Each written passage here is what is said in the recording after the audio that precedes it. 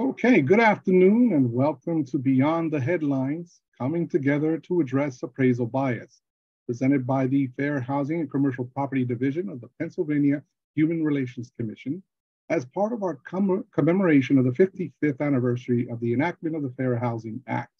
I'd like to thank the Fair Housing Law Center, Southwestern Pennsylvania Legal Aid for their partnership in this event. We ask that you stay muted while our presenters are speaking. Please feel free to enter any questions, comments into the chat. There will be time at the end of each of our two presentations this afternoon for questions and answers with our presenters. We have attendees here from a variety of industries and backgrounds and look forward to an engaging and informative discussion. I want to thank the ASL interpreters from Deaf Hearing Interface for their service here today. So thank you, Cassandra and Susan. As we begin our program today, I'd like to turn it over to Executive Director of the PHRC, Chad Dion Lassiter, for some opening remarks. Good afternoon. Thank you, Director Garcia. I want to first and foremost commend Director Garcia, Brittany Millinger, and all of those who were part of organizing this. It's an exciting time here at the Pennsylvania Human Relations Commission, specifically within our Fair Housing Commercial Property Division under the amazing shared leadership philosophy and real, genuine, authentic leadership of Director Garcia and Brittany Millinger. I want to echo the same sentiments as Director Garcia in thanking our ASL interpreters for being here. It's certainly a gift. It is certainly a discipline, and it's certainly a skill set. So we're certainly appreciative of them being in this space. Welcome to each of you to this virtual beloved community. That's what we like to call these events that we have at the PHRC. Thank you for joining us for what will be an educational and informative event discussing the need to address appraisal bias in a real way, using the skill and art of problem solving. I am excited to see we have a mix of PHRC staff, fair housing advocates, and real estate professionals attending today's virtual event. I would also like to thank Southwestern Pennsylvania Legal Aid, Fair Housing Law Center for partnering with us today. Housing discrimination did not end with the signing of the 1968 Fair Housing Act. Historic patterns of redlining, disinvestment, and gentrification endure even at this very moment that we find ourselves in. One of the ways we see this continued discrimination is through appraisal biases, which builds on the legacy of redlining, devaluing the worth of homes because of who owns the very home. Households of color have systematically been excluded from being able to build generational wealth through home ownership. This results in consistently lower homeowner rates and a lack of access to credit and banking services. What can we do to end appraisal bias? And that's not a Socratic question. The response to that question, we can attend events like this one. We can also demand more accountability from real estate appraisal industries to address discriminatory issues through increased diversity, education, and oversight. Here at the Pennsylvania Human Relations Commission, we are committed to ensuring equal housing opportunities for all residents in our beautiful Commonwealth. And we will pursue justice under the law for all who are discriminated against. As fair housing advocates, when we see someone treated unfairly, it's important to speak out so we can work together to make necessary changes to create a more equitable Pennsylvania. Under the leadership, once again, of our Fair Housing and Commercial Property Director, Adrian Garcia, we are forging a new path to protect the housing rights of all Pennsylvania residents. Director Garcia is creating new partnerships and providing resources across the housing industry within our Commonwealth. His division's recently published white paper on the state of fair housing in the Commonwealth of Pennsylvania offers actionable recommendations for not only staff and commissioners of the PHRC, but also legislators and all of those who are concerned as it pertains to partnering in this social justice milieu. Thank you again for joining us today, and I will now turn it back over to our amazing Director of Fair Housing Commercial Property, Director Adrian Garcia. Thank you, Executive Director. Really appreciate the kind sentiments. And now we're going to go ahead and turn our attention and hear from our partners in this event. We're going to hear from Jamie Milligan, who is Deputy Director of the Southwestern PA Legal Services. Thanks, Adrian.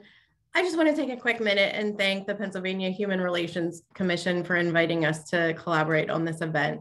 Our team is really excited about this. We have an education and outreach grant that is starting soon with a heavy focus on appraisal bias. So I think this is an amazing lead-in for us. For those of you in Western Pennsylvania and the Northern Panhandle of West Virginia, you're going to be hearing a lot from us about appraisal bias over the next year through trainings, through social media, through different other written and print materials. We also encourage you, if you do come across appraisal bias, to refer those clients for representation. We can help them under our enforcement grants and navigate the complaint process, as we file complaints with the Pennsylvania Human Relations Commission. So I'm really excited to hear the information that we're going to have today, and I'll send it back over to Adrian. Thank you, Jamie. It's great once again to partner with you and your organization in this great event. And now let's go ahead and begin our program for this afternoon. So we are going to be hearing first from Dr. Junia Howe, who is an urban sociologist and race scholar and uses quantitative and qualitative tools to identify, dismantle the specific policies, processes, and practices that uphold white supremacy. Currently, her work focuses on the policies and processes and practices within the housing appraisal industry, disaster relief, and empirical methodologies. Her work has been published in over a dozen academic journals. It also has been featured in hundreds of news articles across a wide array of outlets, legislative hearings, presidential speeches, and federal and local bills. Prior to her current position, Dr. Howe was assistant professor of sociology of the University of Pittsburgh. She received her PhD in sociology from Rice University.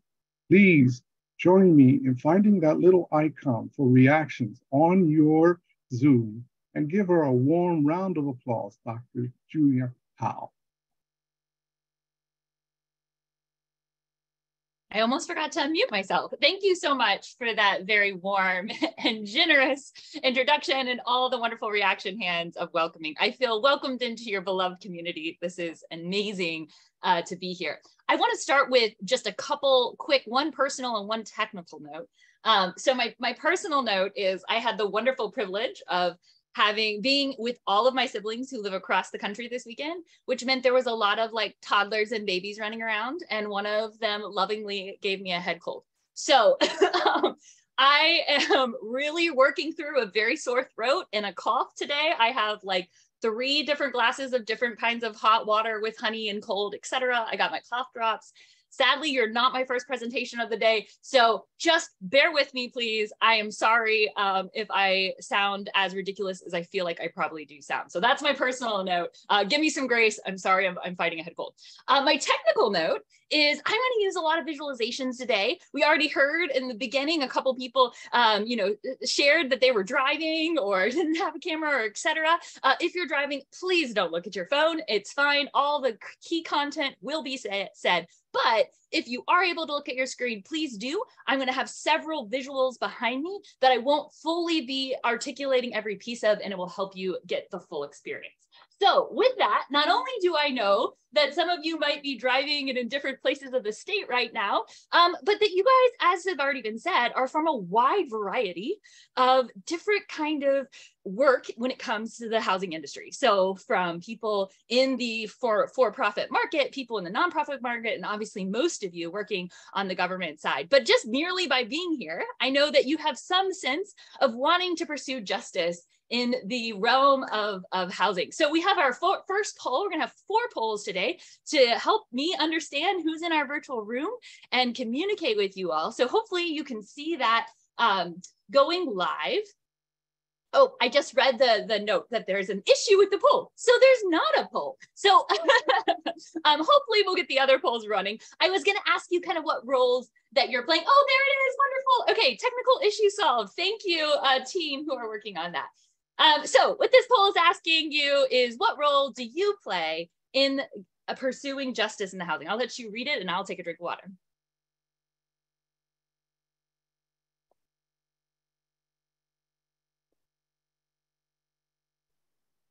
All right. Looks like we can share the results so you can see them. Not all of you, obviously, which is fine, but just so you know, we have more. So be on it. There's going to be more polls that you can get in on this. But the majority, or the modal category, at least, if you said you're serving those who've experienced injustice, that makes a lot of sense. I'm so grateful that you guys are doing that. There are some of you who are investigating. It's kind of one of the next major categories, as well as advocating. Less common is actually prosecuting injustices and identifying the patterns. I have never asked this question before in a group, so I was with you wondering what you would say. But it doesn't surprise me that not many of you are spending time identifying patterns of injustice and unequal treatment. And that's because, in my experience, that's something that we don't actually spend much time talking about or even thinking about the importance. And I would argue that's because it's often the water we swim in. What I mean by that is that old analogy that we often use, that a fish is the last to know that they're in the water until they either jump out of the water or another creature might come along and share with them their experience. Go with me. I know I'm stretching this analogy. They are not aware of the water that they swim in. And I would argue that when it comes to injustice, we are not often very aware of the extent of the water that we swim in. To help us see this, something that I find very useful both in the classroom and also for me personally is to think about the historical examples that changed the narratives and helped us see the water we swim in. My very favorite, for so many reasons, is Ida B. Wells. I don't expect all of you to be very versed in Ida B. Wells, so I'm going to give you just a tidbit of who she is and why she's such a great example. But if you don't know her, please go read about her, learn about Ida B. Wells. She is an incredible, incredible advocate that our country needs to embrace and learn more for. So a little bit of background. She was born a slave in Holly Springs, Mississippi. She obviously was freed after emancipation, but when she was still a very young teen, her mother and father and youngest sibling all died in the yellow fever outbreak. She steps up as the eldest of her siblings to take care of the rest of them and begins working at a very young age. She is extremely accomplished and intelligent, pursues her higher education at Fisk University to become a teacher, which she has mixed feelings about, isn't so excited about, but knows that that's a way that she can support her siblings, which is what she needs to do. And so she's going to school and supporting them and also pursuing some of her bigger desires of being a journalist and an activist. She then, a couple years after finishing from Fisk, is going across the country for this teaching job, that's the word I'm trying to say. And she's on a train and she refuses to sit in the segregated only car. Now this is 1884. This is over 70 years before Rosa Parks. This is at the beginning of Jim Crow laws. It's, I think, always really important to remember that obviously in recent years, we've publicized some of the other examples of refusing to get up on a bus than Rosa Parks. But even before there were buses, there were trains and there were people who were standing up for justice and saying, no, I'm not going to move a car. I paid this ticket. I paid just as much, if not more, than these white patrons. I can sit here. So she gets thrown off that train. A few years later, she's teaching. And she starts protesting to the school board about the lack of resources in her color-only classrooms. And she gets fired as a teacher because of her radical activism and her push. So she was not a naive person who's swimming among the extreme racism she was experiencing from her legacy of being born a slave, as well as living in the rise of Jim Crow. However, even she acknowledges at this point in her story, she accepted the narrative that lynching was primarily an effective strategy to persecute or to prosecute, that's the word, not persecute, prosecute alleged or rapists who are extremely dangerous. That was the notion, that even among many of the Black community, even among the Black community who were fighting against school desegregation, train segregation, not desegregation, train segregation, all these things that we know become a decades-long struggle, they too had kind of swallowed the notion that lynching was a necessary process to make sure the worst of the worst are off the streets, is kind of the notion that was going on. And then a year after she gets fired, she's working as a journalist, and she has 3 personal friends who get lynched because of their basically economic prosperity and being grocery store owners. And she has this personal experience that she writes about in now multiple published things that we have both in speeches and her books, that she all of a sudden sees the water that she's swimming in and dedicates the rest of her life to systematically demonstrating that lynching was actually a racial injustice and not a rightful I can't talk right now, a rightful way of dealing with extreme crimes. So she publishes these extremely detailed lists. I don't know if this is one of them, and it's in a poster form, so I don't know if you can see, but of exactly what crimes are being accused. She has in one of her books this really enormous or extremely sad story about 2 kids that are lynched because their father is accused of a crime he didn't do. So she is the one that via her work with going to the actual White House, traveling in Europe, documenting these things systematically, that really starts changing our narrative around lynching and the way that we even think about it today. Just as forward, she's also helped start the NAACP. She runs for Illinois State Senate. Like, this woman's amazing. You should learn more about her. But my point today is she does this hard work of changing an entire culture's understanding of this mechanism to show what way it was unjust. I see her legacy so held out in most recent movements, if we call them Black Lives Matter or movements for Black lives. There's lots of different movements here, right? But the last decade of watching how individuals from Trayvon Martin to Eric Gardner to Michael Brown, and the names go on and on and on. They include men and women, and the movement to say, let's document how this is not acceptable. This is not just a violent criminal who needed a justice by being shot, but this is actually a racist and a systemic issue. So in this way, I see the work of not only Ida B. Wells herself, but the legacy she has given us of showing us where the water is and what is the extreme injustice that we are living in. Obviously, this has also happened in lots of other movements. I think about the Me Too and Time's Up movement, the Flint water crisis and other environmental movements, the most recent articulation of how, I mean, we're talking this week, right? Medical abortion, even if you have different ethical elements, the ways in which that is a justice issue, especially for medical issues or other elements.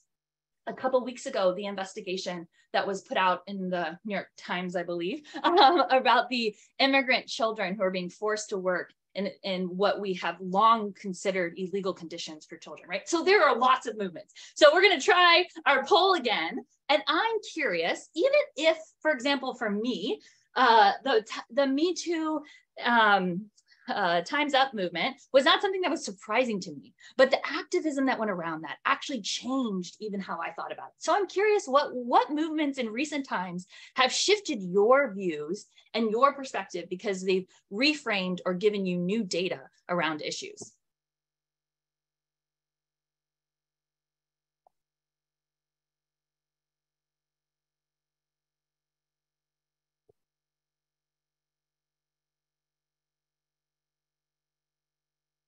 Apparently I'm spilling water everywhere.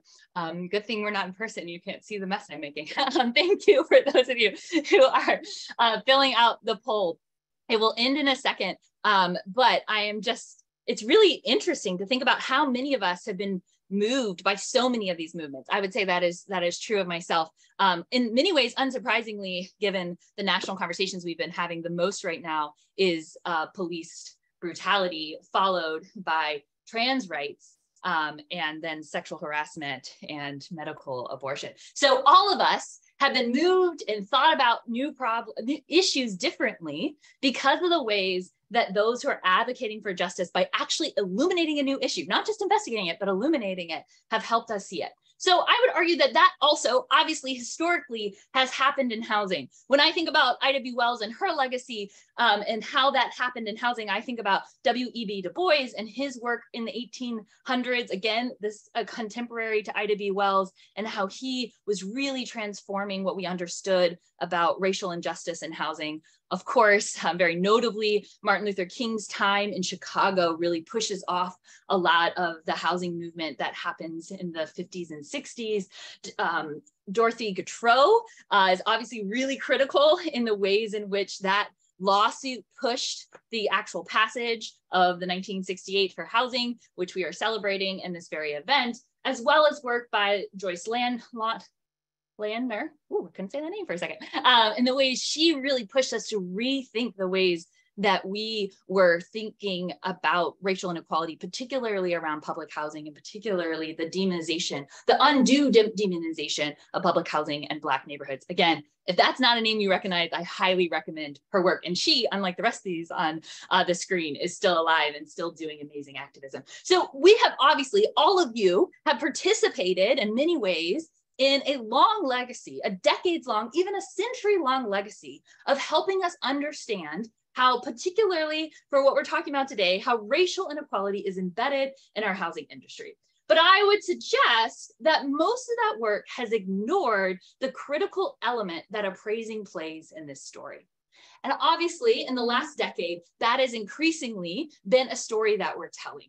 It's a narrative that we're shifting. We are starting to see that even more in some ways than some of these other things, appraising as the fundamental water that so many of these other inequalities are swimming in.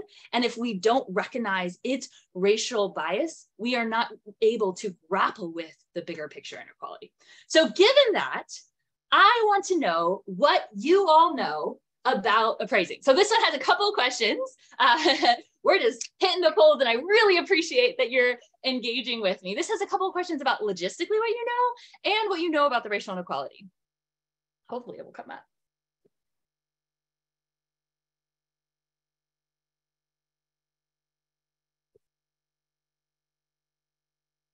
All right, that one seems to be having trouble. I don't know if there's a technical note for me, but oh, there it is, maybe, yes. Oh, okay, this is just a single question for now, but I'm just curious how much you know about the process.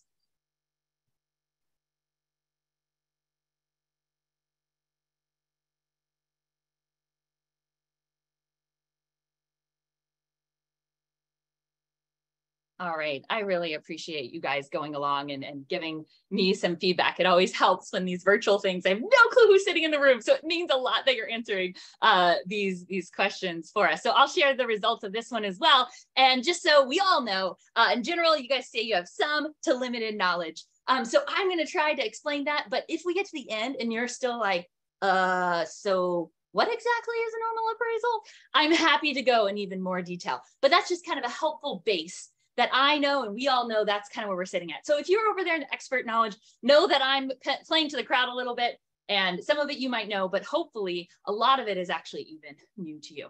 So when I think about what do I know about appraisals and when did I learn this, I've been doing a lot of reflecting recently because I have been formally studying this now for a decade. And when you've been studying something for a decade and present on it all the time and write about it, it's really hard to trace back and be like, what did I know when? And what seems so evident to me now that like isn't evident to people who are not swimming in this water, right? Who are not, I'm gonna just keep using my analogy, who are not embedded in these things that I'm reading and thinking about all the time. And one example that has continued to come back into my head, and I've shared now a few times, is a story that happened when I was in middle school. So for context, I grew up in Cincinnati.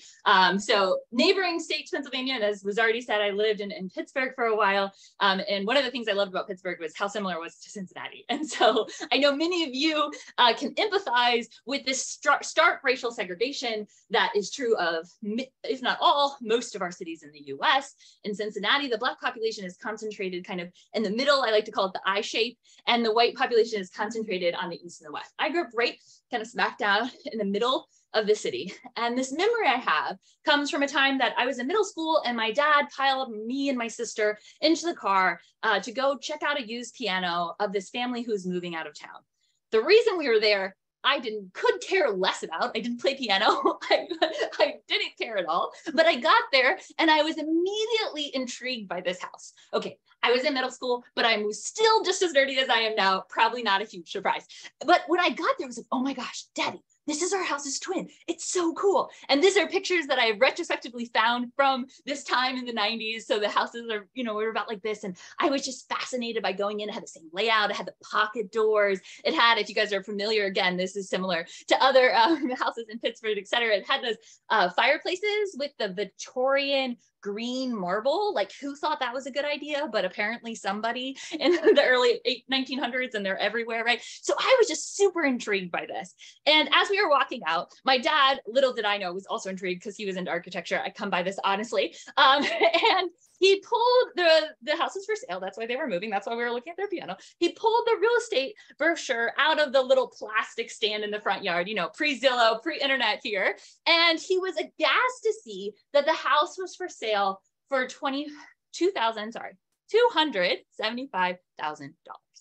Now, granted, we're sitting in 2020. This is over 20 years ago. That price might seem like a steal. But why my dad was so shocked is he and my mom had bought the house we lived in, this very, very comparable house. Our house is a little bit bigger. It has a little bit more amenities, but it's very comparable. They had bought it for $38,500 a few years prior. Now, it was sometime prior, things had changed in the market. Knowing what I know now, I estimate that the house at this particular time was probably closer in value to around, just shy of $69,000.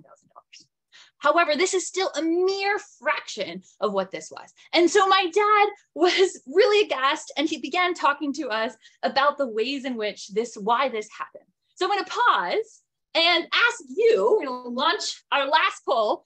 Thank you for bearing with me. This is our fourth one. I'm going to ask you, if you were my dad, how would you explain that this house that was really, really similar, that was located in a white neighborhood, was being priced at so much higher?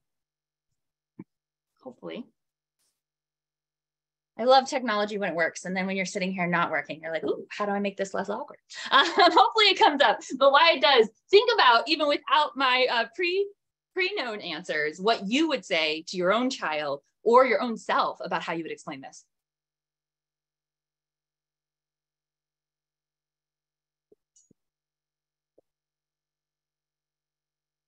All right, if it comes up, great, I'll respond to it. If not, I'm going to keep talking. So I imagine that most of you, and these are the answers that I pre-gave, right, would explain things about the neighborhood conditions, things like crime and schools. My dad also explained things about how historical racist policies had concentrated factories and public housing in our neighborhood, and those were perceived as not ideal and affecting the real estate demand of the neighborhood. So this was the notion that I kind of swam in, that there was a very large sense of my family that racism was real. Okay, there is the poll, so you can fill it out. I'm going to keep talking, but I'll respond to it as answers come in. That racism was real, that there were historical reasons that racism had created unequal urban policies, that had created these unequal spaces, but that the appraising itself, the housing market itself, was reflecting the real estate demand of the time, and people wanted to live in white neighborhoods because of all those historical policies that had made sure that the amenities and the quote unquote good schools and the location was concentrated in these white and more affluent communities. So with this notion, I go to college, I start exploring the social sciences and studying them. I ended up coming back after college and working in nonprofit for a while, and then eventually heading off to Houston, which is where I got my PhD, and began studying this more formally and trying to understand it. And like the other cities I had lived in, Houston was severely racially segregated. And again, much like any other city that I have lived in past or before this or after this, housing in communities of color was drastically lower than white communities. These two houses I've actually pulled more recently as examples, and just as a backseeing look at it, I knew which kind of neighborhoods I wanted to look at. I knew they'd have comparable houses. They were built at the same time. I literally picked the first two examples that I found and saw how comparable their inside amenities and the current quality of the houses is, and yet their prices were 10 times different. 10 times difference.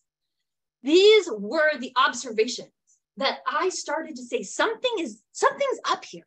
And it wasn't just seeing the extreme inequality that was present in Houston. It was the fact that Houston has a lot of robust Black and Latinx middle and upper class communities that people really wanted to live in, that houses were having multiple offers, that offers were going way over listing prices. And there was a lot of excitement. And then the appraisal would come back and it would be lower than the contract price, failing the deal altogether and creating all sorts of ripple effects.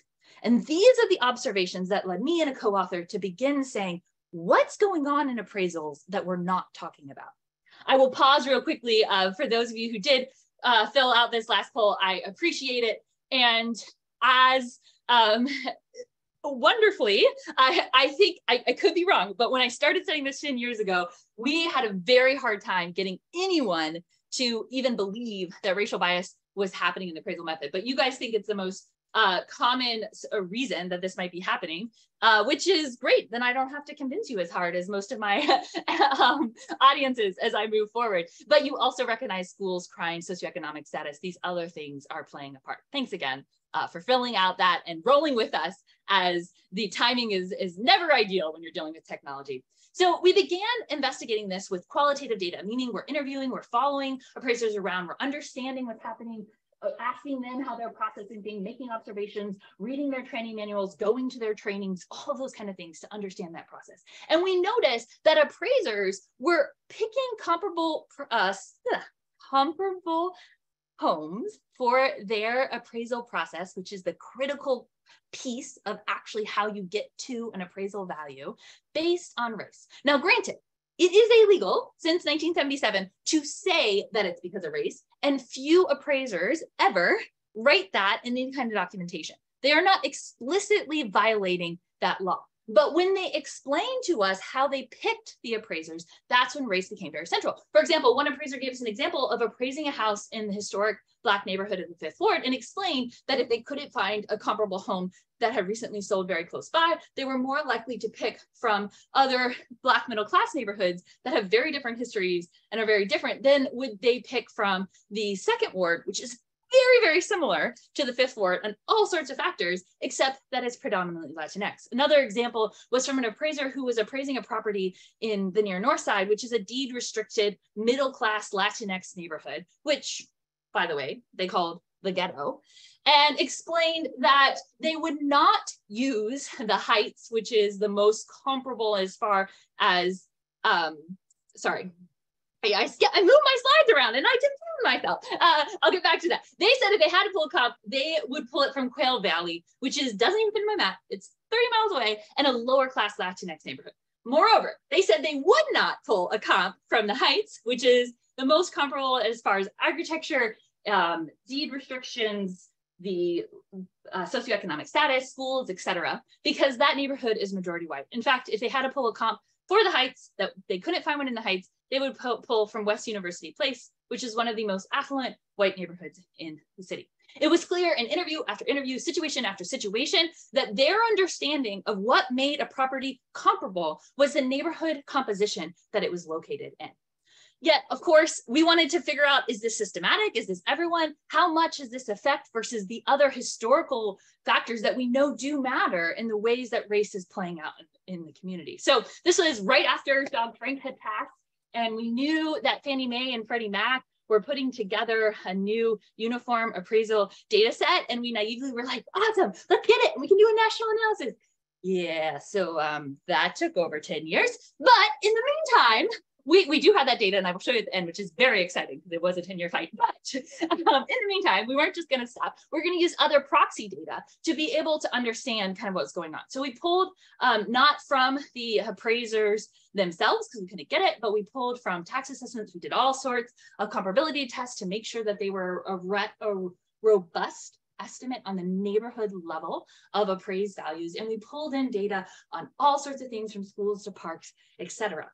And we began by just looking at the overall inequality. If you're interested in learning more about this particular piece, I provided it in an additional resource that you all will have access to, and you can find it on my website, and you can find it all sorts of places for free. But we first start mixing that building on that qualitative data, those interviews, and just looked overall, comparing white, Black, and Latinx neighborhoods. And we found, as we expected at this point, a very stark inequality. Of course, we know because of historical reasons that I've already mentioned that house characteristics, that everything from how big it is to if it has a pool or not, to the house quality influences the appraised value. And we know that that is correlated with race because of all the other historical racist policies that I have hinted at. And I imagine this crowd knows very well. So we control for all those. So now we're controlling apples to apples when it comes to houses. And as we would expect, inequality decreases. If the inequality didn't decrease, we'd have all sorts of other issues. But at least we know that, yes, some of the inequality is explained by broader differences in the housing stock from one neighborhood to the other. But honestly, not that much. Clearly, in the questions that we put in that poll and the narratives that we often tell, we explain most of the inequality by neighborhood conditions. So everything from the quality of the schools to crime rates to parks, et cetera. We did a super detailed analysis of all of that. And we found that, yes, once again, the inequality does decrease, but honestly, not nearly as much as we were expecting, nor as much as you would assume, given the discourse and how we talk about this. Finally, we did traditional measures of real estate demand. That's the other big one, right? Like appraisers are not creating the market, they're reflecting the market, they're just reflecting where people want to live. So let's actually use measures of that demand, how fast things are going off the market, how much they have to cut it before, price cuts before they get sold, et cetera. And once again, we see actually barely any change at all. We've tested this now in multiple different ways. Real estate demand, by the metrics that we have collectively understood and economists use for real estate demand, is explaining virtually none of this broader inequality. To put this in perspective, holding everything constant about the house and the neighborhood, in Houston, when we did this initial research, homes in white neighborhoods were valued almost 250% more than their counterparts in Black and Latinx communities. Obviously, the question then becomes, why? What's going on? What can we understand about this process and this method that can help us explain it? Again, as I've already insinuated, this has been a decade-long process. So it's taken many turns, many different iterations. But one of those has been a very deep dive into history. Go back in time with me for a second, all the way back to 1619, when white European settler colonialists first came to this country. They, because of a series of decrees that later became law via our Supreme Court and congressional acts, evaluated property based on its residence. In other words, this has been well documented in multiple historical books now that you can find if you're interested. But what actually justified many of the treaties made with indigenous communities for exchanging that land for little to no resources is their notion that the appraised value of the land itself was very little, simply because indigenous populations were living on it. And as soon as it became under the dominion of the white settlers, they perceived it as increasing in value. This process of deliberately connecting appraisals to who was living on it continued for the next several centuries. And by the mid to late 1800s, social scientists started to document it by creating color-coded maps. These are not Hulk maps. These are not redlining maps. These are the before that they modeled those maps off of. And these maps made notions of how valuable, based on how the appraised values were, lands were, and then made the connection between particularly the presence of white middle-class residents and the most valuable land. Instead of recognizing that they had literally made that system and then they had literally embedded it in the law and their ways of appraising land, they took it as a naturalistic process and made the argument, building on eugenicist and social Darwinism theories, that land inhabited by white people was inherently always more valuable. This notion that was floating around and increasingly becoming popular in the social sciences makes its way to kind of who's considered the first professor of real estate, and that's Richard Ely. He begins writing on systematizing the real estate profession and what does it mean to do real estate thoroughly and effectively, and really trying to like prop up a profession that was many people at the time kind of thought were hacks. And so just to give you a little bit of context, we've now moved to the 1920s, and it's not just real estate. Sociology is doing it at the same time. My discipline, many professions are trying to do what we now consider this process of professionalization, right? Trying to define, this is what we do, this is how we do it, we have a method. We're not just like random, we're like legit, okay? So this is the time that you first see the first trade organizations for real estate, the organization that still exists, although it's changed its name a million times. And they're the ones who hire Richard Ely to write the first textbook of real estate. And he pulls on these social Darwinist and eugenicist theories that I was just mentioning from the social sciences to justify how homes should be appraised. Yet his work is about all the processes of real estate. And so a few years later, the same group then hires Ely's student, Frederick Babcock, to write the first book just on appraising. And he takes it even a whole step further in his explicit notion of elevating the importance of a location and the racial composition of that location and how someone should appraise a house. Now, again, we're in the 1920s, there's a lot of inconsistency, there's not a lot of national coherence on how this should happen. They're really working on trying to make that happen. They don't have it yet. But ironically, what helps them in that process is the stock market crashes and the housing market really, really crashes. And because it's affecting so many people's lived realities, that becomes an impetus leading to FDR's ascension into the presidency and one of his main platform promises being housing. Of course, the 1934 National Housing Act becomes his response to those promises he makes in his road to the presidency. I imagine many of you are familiar with various pieces of this legislation because it fundamentally changed all the ways that we think about housing. One of the critical things it changed is it realized that at the time, the average mortgage was 3 to 5 years, required usually a 50% down payment, and you didn't pay any of the remaining principal to the end. You just paid interest to the end and then paid the end, but it was only 3 to 5 years, right? So there were a lot of issues with that. One is when the stock market crashed and people's mortgages came to the end, all of a sudden they had all the principal due. And that's why many went into foreclosure. That's why it became a housing crisis.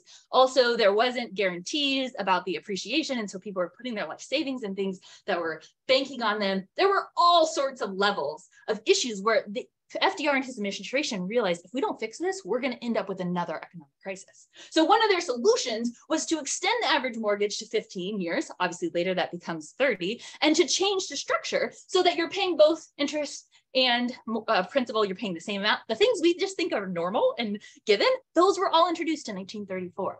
But they also dramatically reduced the down payment. Now, there was a trick. Obviously, they were going to offer some of those mortgages. We now know that happens. But they wanted banks to also offer the mortgages, but they had to incentivize them somehow. They are asking banks to radically change their business formula. And so to incentivize them to do that, they say, we'll insure those mortgages. Basically, the federal government will take all the possible fall for the risks that you bank are taking.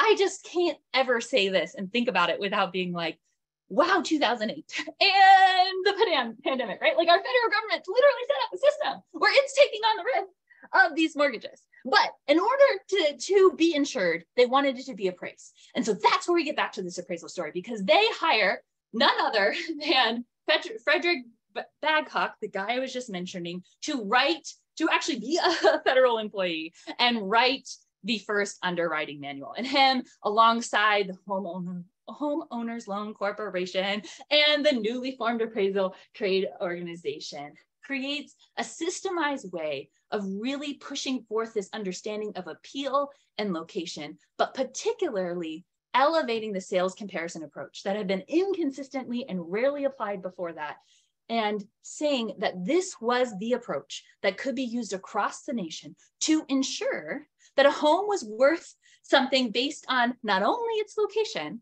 what we say now, but particularly the racial composition of that location. So how they were going to control that, how they were going to create that, well, that's when they started working with Holk, but also it's not just Holk maps, there's FHA maps, there's local government maps, there's industry maps, there's a lot of maps. We think about them as just one thing, but there's a lot of different maps. They didn't even all use the same colors, but they all had the notion of grading neighborhoods based on how valuable they would be, determined by the race and socioeconomic status of their residents.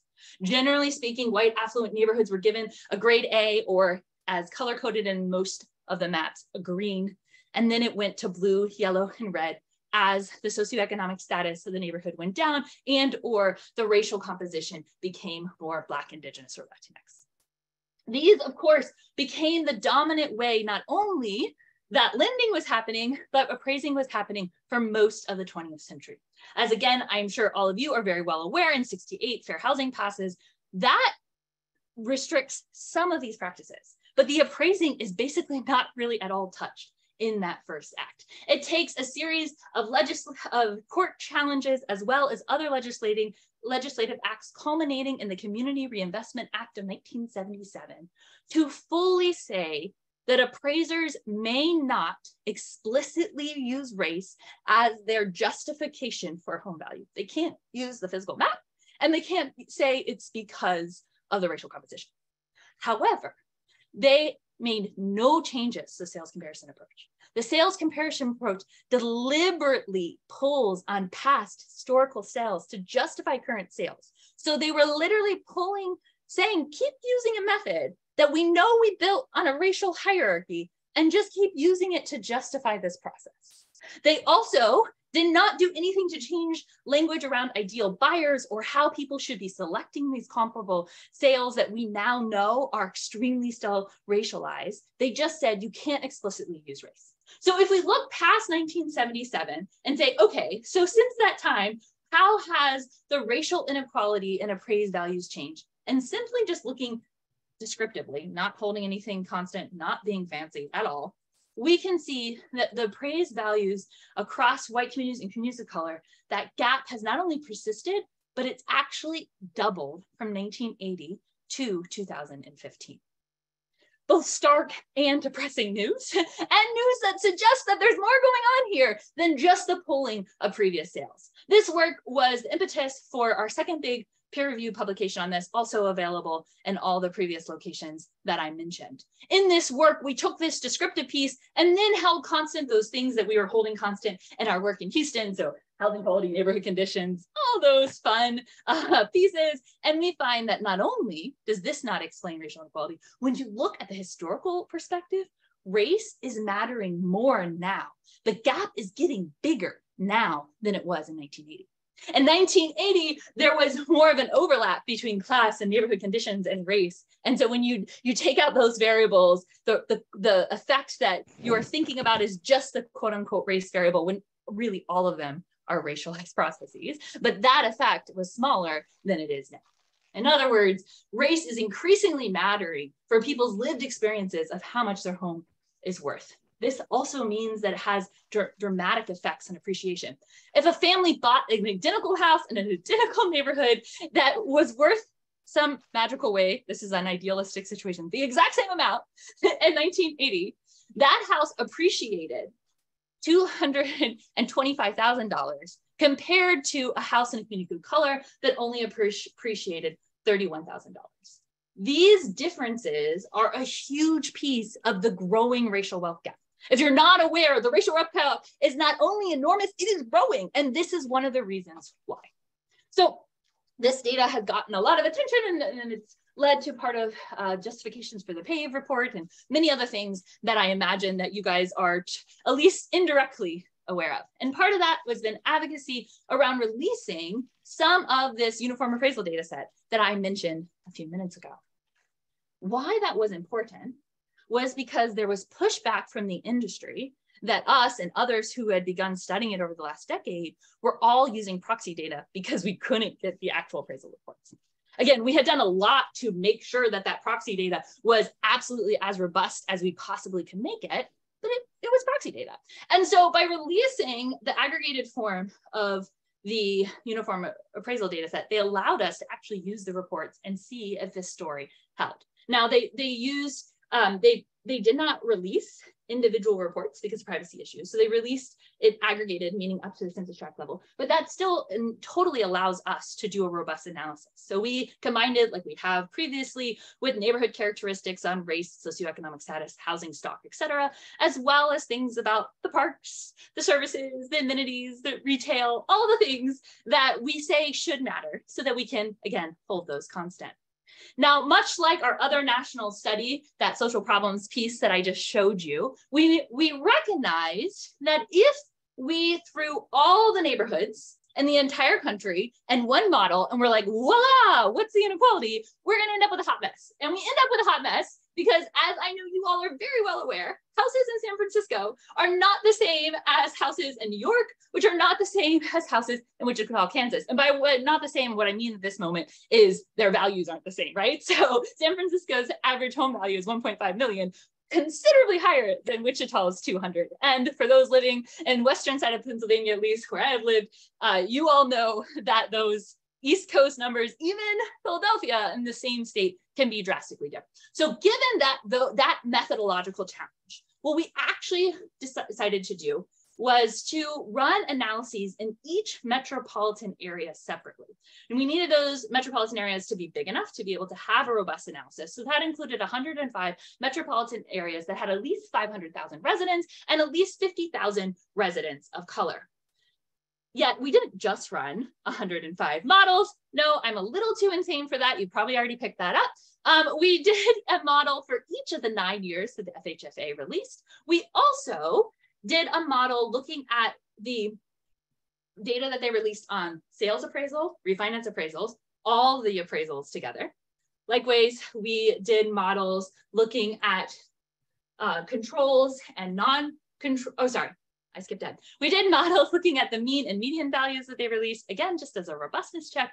Now we did models looking at both controls and non-controls in the model. That means holding constant all those neighborhood and housing characteristics that I keep talking about. And finally, we looked at two different kinds of ways of classifying racial composition. So if you were doing the math, that is over 22,000 models. And obviously, I cannot walk you through 22,000 models today and still be a sane human, have any voice at all, or you be paying attention whatsoever. So instead, we show weighted averages. So that's kind of a fun technical mathy term to just say, we don't want to just do a straight average because a really small metropolitan area is only representing a few people compared to a big one. So we just take the reality in each metro and weight it by how many people live there so that the result we're giving you is a robust estimation of the lived reality of the average person in the US. Again, a little technical, hopefully you're still with me, but we use that to answer 5 questions. So first, just simply, what's the inequality? Second, has that changed over the time period that the data was released, so in 2009? 2013, I don't know where 9 came. 9 is because it's 9 years, that's where my brain went. 2013 to 2021, was there an effect of the pandemic? Is there a difference between metropolitan areas that have had extreme growth or hottest markets versus cold markets? And finally, is there a difference across different racial groups in this phenomenon? All right, I'm going so fast, I haven't paused and my throat is feeling it. So give me a second, I'm gonna take a quick drink. All right, you guys are great. We're getting there, I promise. Thanks for hanging in with me. Okay, so this first question, just purely the most recent data they released initially was 2021, and they actually released 2022 just a few days ago, and I'm gonna give you a sneak peek of that, but these data is just 2021 because it's what I was able to get for you. And this first graph just simply looks at the proportion of white in the neighborhood and how that influences appraised value. As you can see, as the white proportion goes up, so does the appraised value, much like happened in 1619, right? So we have the same pattern that we're seeing over and over. For simplicity of presentation, I'm gonna go to the 2 extremes And for the rest of this piece of the presentation, I'm going to give you results from neighborhoods that ideally or hypothetically in a linear model or on the bottom spectrum. So neighborhoods that have no white people or complete communities of color compared to those who are completely white. Again, what's actually happening in the model is I have the exact percentage, but I am pulling out and giving you a summary so that you can understand the patterns, because all the percentages of 22,000 models is just way too much for even me, much less a whole group to comprehend. So these first numbers, you can see there's drastic differences. Once again, these don't have all those controls of housing and neighborhood. And when we enter those controls, we see a very similar story that I've showed you now in 2 other papers, that homes in white communities on average are valued across the country 2 times more than homes in community of color, even when they're comparable homes and comparable neighborhoods. So what has happened over the last 9 years? Well, as I already showed you, there is some extreme increases in inequality since 1980. So what's happening in this most recent time period? As you can visually see here, the inequality is increasing. To help you see that a little bit better, I'm actually going to use some bars so that we can track the differences. And then I'm going to flatten that bottom x-axis, if you will, out so we can just look at the growth of inequality visually. And what you see is that from 2013 to 2021, the inequality, not just the overall difference, but the inequality grew by 75%. So then the next question is, how much of that, what was happening in the pandemic? If you were following this at all during the pandemic, which I imagine some of you were, there was a lot of discussion about the crazy housing market. And was that increasing inequality or was it making it better? And so we wanted to actually look at that. So starting at December 2019, so right before the pandemic, obviously now we know the pandemic had already started, but we didn't realize that. So right before our social recognition of the pandemic and moving into the end of 2021, how much did homes in communities of color versus white communities actually appreciate? So not how much the inequality over, but how much the growth and the difference of theirs. What you see is the growth in inequality was extremely drastic during the pandemic. In just 2 years, the difference between white neighborhoods and communities of color, holding everything else constant, grew by $76,000 on average across our country. To put this in historical perspective, from 1980 to 2010, every year, annually, on average, that inequality grew by $5,000. Again, we're talking about inequality growing. None of these numbers are good numbers. From 2013, 2019, the inequality grew on average $6,000 a year. But during the pandemic, it grew $38,000 on average a year. This is 7 times greater than the historical precedent in the amount in which the inequality is growing. Next, we look at this question of what was happening in different kinds of markets. Now, to be honest, this question came out of the fact that during the pandemic, I was doing lots of presentations on appraisals, and it was like, without a doubt, that I would have somebody in the audience be like, okay, great, fine, you have national data, but there's no way that that phenomenon is happening in my community. Because let me tell you about my community. And the story would go something like this. Like, I live in Boise, and in Boise, we've seen a 55% increase in our home values. Okay, quick reality check of what this means. This is the same kind of number as an inflation number. So we're talking about food inflation, gas inflation. We're talking about those numbers being 5, 10, 15, depending on what we're talking about, percent. And that's drastic. And we're all feeling that. Housing prices in Boise during the pandemic, and the inflation number was 55%. That's insane and historically unprecedented. But people would assume then, if the home values are going up this much, all boats are rising with this tide. Everybody's, and that's helping communities of color clearly, right? Like, they're getting part of this pie too. And so I wanted to investigate, is that really true? Because I had my doubts. So I picked all the communities that had this unprecedented rise that amounted to 29 metropolitan areas and looked at their growth over time, and particularly during the pandemic. And like I expected, their inequality was continuing to grow. But to really put that in perspective, then I compared it to metropolitan areas that were, I don't know, a little less chilly, a little more chilly, a little less hot, right? So areas that, like Pittsburgh, have seen very little growth in inflation in their home values. Some, but not nearly as much. And these communities also have seen an increase of inequality, but not nearly to the extent that those hotter markets have. To put this in another kind of perspective, let's just look at the pandemic piece, since I had just given you those numbers. And the hottest markets, the inequality grew $90,000 between white communities and communities of color and those hottest metropolitan markets. And for those in the more stable markets, inequality grew $30,000. Now, don't get it twisted. A growth in inequality that's $30,000 is not a good story.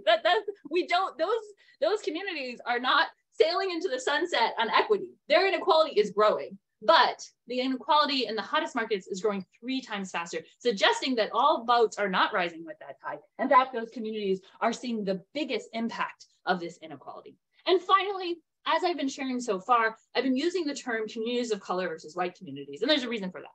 That's because I literally did all non-Hispanic white communities compared to everyone else. And obviously, that's not the most robust way to talk about race. But why I'm doing that in a national comparison is because Pittsburgh, for example, has a Black community. It has a somewhat of an East Asian community. It has a very, very, very small Latinx community, even compared to Philadelphia across the state, but definitely compared to an El Paso or an Albuquerque, who have very, very little Black population. So if I was being race specific, you start having trouble with national comparisons because race is not neutral. Race actually not only determines where in a specific metropolitan area you might be living, it also determines which metropolitan area you are more likely to live in. But I didn't want to leave it there. And so we also looked at 7 different racial classifications under this broad umbrella of quote unquote communities of color, including the American Indian and Alaskan Native, individuals who identify as Black, individuals who identify as having heritage from East Asian countries. This includes China, Korea, Japan, etc. Those who identify as Latinx or Hispanic, those who identify as having their heritage come from South Asian countries. This includes India, Pakistan, Sri Lanka, etc. And then finally, Southeast Asian countries. This includes Pacific Island Native indigenous populations like are very common in Hawaii, as well as the other islands in Southeast Asia immigration populations. I further divided that Asian population more than we often do in aggregated statistics because I knew that it really mattered when it comes to wealth and when it comes to neighborhoods, as you are about to see. So because of the differences across the communities, what I actually did is if the individual metropolitan area had 50,000, in this case, Black residents, that they got a model with Black residents. And if they also had Latinx and Indigenous, they got all those groups. If they didn't, then they got a slightly different model. So that's how I was able to do it nationally. And then I pulled back from there and created some national comparisons. So where Black people are kind of actually living in larger-ish numbers, so at least 50,000 in the metropolitan area, we see that their homes on average are valued pretty much at that national number I've been showing you, about twice as less as homes in white communities. Another way to put this is if a Black home that was comparable is valued at 100,000, that means the white house in that neighborhood is 200,000. But if it's, in California, it's 500,000 versus $1 million. So we're doing proportions because of those differences. For the Latinx community, it's a little bit a little greater inequality than the Black community, but actually very comparable, which makes sense because the Black and Latinx community make up the majority of our community of color. So it makes sense that right in between there is our national averages. But then when we go past that, we start to get really interesting. The Indigenous community, specifically those who identify as American Indian or Alaskan Native, are experiencing even more inequality than their Black and Latinx counterparts. The East Asian community is actually slightly more on average across the country. Their neighborhoods are appraised slightly more than whites. Interestingly, I don't have this in the slide, but that actually decreased during the pandemic, meaning that relative to white counterparts, East Asian neighborhoods were becoming perceived as less valuable during the rise of East Asian hate in the pandemic, which I find very fascinating to think about how race is impacting in that space as well. Southern Asian community, it's on there, I promise, but it's so almost identical to the white community. It's basically just 0 and you can't see it. But what's really interesting is the Southeast Asian and Pacific Islander community actually experiences the greatest inequality compared to their white counterparts, over a 3 times difference. So depending on which group we're talking about, there are differences and differences that are important to take into consideration. Now, as I've mentioned, we didn't just do this nationally. We did this for all sorts of cities, which means on the website that we released this report, eruca.com/appraise, also in the resources that I've provided, you can go to your specific city as well as download the exact data, etc. But I wanted to play with, can't even say the state now, Pennsylvania. So interestingly, I said this at the top of the hour before everyone got on, I hadn't thought about it, but Pennsylvania has one of the most metropolitan areas of any state in the country because it actually has counties in 8 different metropolitan areas. So we have, you know, Philadelphia and Pittsburgh, as well as Allentown, Lancaster. Now my brain is being like, what have I forgot? Harrisburg, and probably just because I'm being self-conscious that you guys know these places so much better than me, Scranton. And then there's 2 counties that are actually in metropolitan, they're included in metropolitan areas that are outside the state. So New York, Pike County, I believe is what that is, and then Youngstown on the west side of the city. So there's 8 different metropolitan areas. So I was going to look at those, and as I already mentioned, the FHFA agreed that they were going to continue to release new appraisal data, and they promised that by the end of the first quarter of the year, they would replace 2022, and they did it. The last day of the first quarter, they released the 2022 data. There were some issues with that data. I had to go back and forth with them, and then on Monday, I had it cleaned, and I set these 22,000 models to run, and they take forever. And miraculously, they finished at 11:30 today. So I have some results. And unlike everything else I presented, you won't find these anywhere right now on the internet because you are the very first people to see them. But soon, hopefully in a few days or a week, they will be up. But in Philadelphia, this is the race-specific model in Philadelphia. What's really interesting to me is how high the East Asian community neighborhoods are compared to everything else. Again, this is brand new data, and I'm not sure exactly what's going on there, because that is much higher than the national average, but follows a general pattern. So just to help us see the general pattern, I took them out for a second. Not that they're not important, not that we don't want to tell that story, but this helps us see that, like the national average, South Asian communities compared to whites are more comparable, although in Philadelphia, they're less. Black and Latinx communities are less than half, especially in 2022. And I'm honestly not exactly sure how much of that is the new data versus Philadelphia, but something to look into. And then Southeast Asian Pacific Islander communities, like the national averages that I just showed you, are even less. Across the state and in Pittsburgh, we don't have all those groups because there's not enough of them in the metropolitan area, but you see a similar pattern, although the inequality is actually less in Pittsburgh than Philadelphia, which I find fascinating. And then we'll keep going here and get the other metropolitan areas that are actually fully within the state. Here we got Harrisburg. You see that inequality is actually much darker than we just saw in Pittsburgh.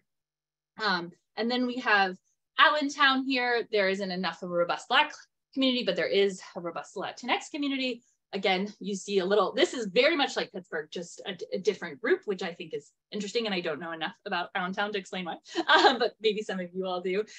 These next few communities don't have enough robust different groups. So I'm just putting the general summary between the communities of color and the white community. And you can see ending here in Lincolnshire, a very similar pattern of these last few. So definitely an inequality, but less so than some of the other cities in the state and some of the nation.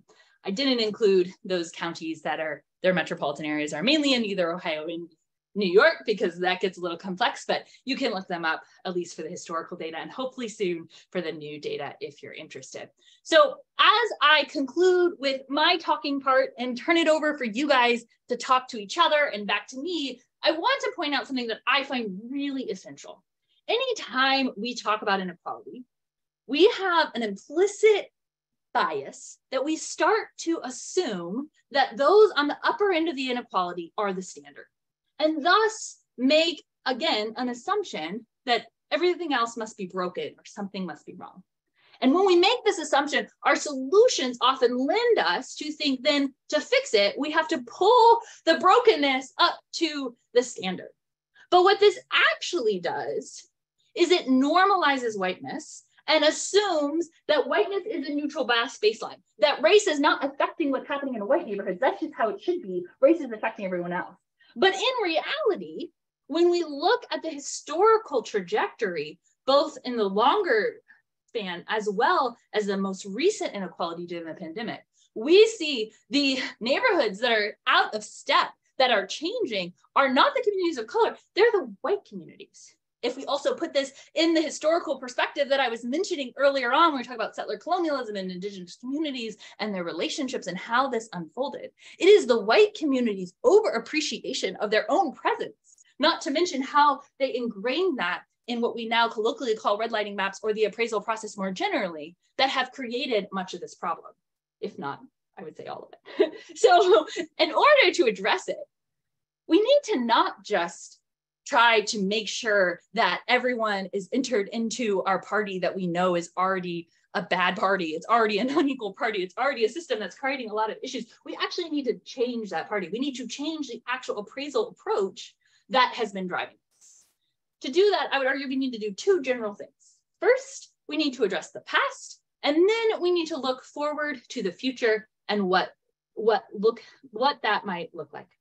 In the past, we need to recognize that we have created not only the history, but since 1934 and since 2013, we have created an enormous amount of inequality.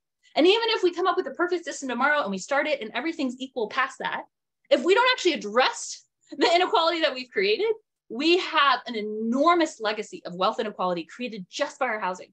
So we need redistributive reparations that deal with that. And I'm not talking slavery reparations. I personally am an advocate for those too and think that's important. I'm talking housing reparations. I'm talking about dealing with situations that we have documentation for. In the last 9 years, we have people's addresses. We have their names. This is documented by the federal government. I don't have that information, but the federal government does, and some state governments do, as you guys might know in your own offices and positions. We can actually create policies that are redistributed for this particular issue we have created. But even if we did that and we kept the current system and move forward, we get right back to where we are, because that system has these embedded unequal processes.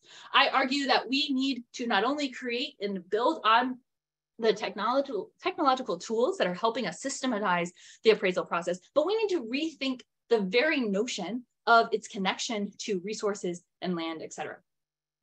As an aside, and hopefully some helpful piece, I personally have founded a nonprofit at Summer and working on these solutions. If that's something that's interesting to you, you are free to go look, but obviously it's not just me. There are people like your next session, and there are people across the country who are working on it. Okay, given all that, I know it's a lot. I know I need a breath. I'm assuming most of you need a breath as well.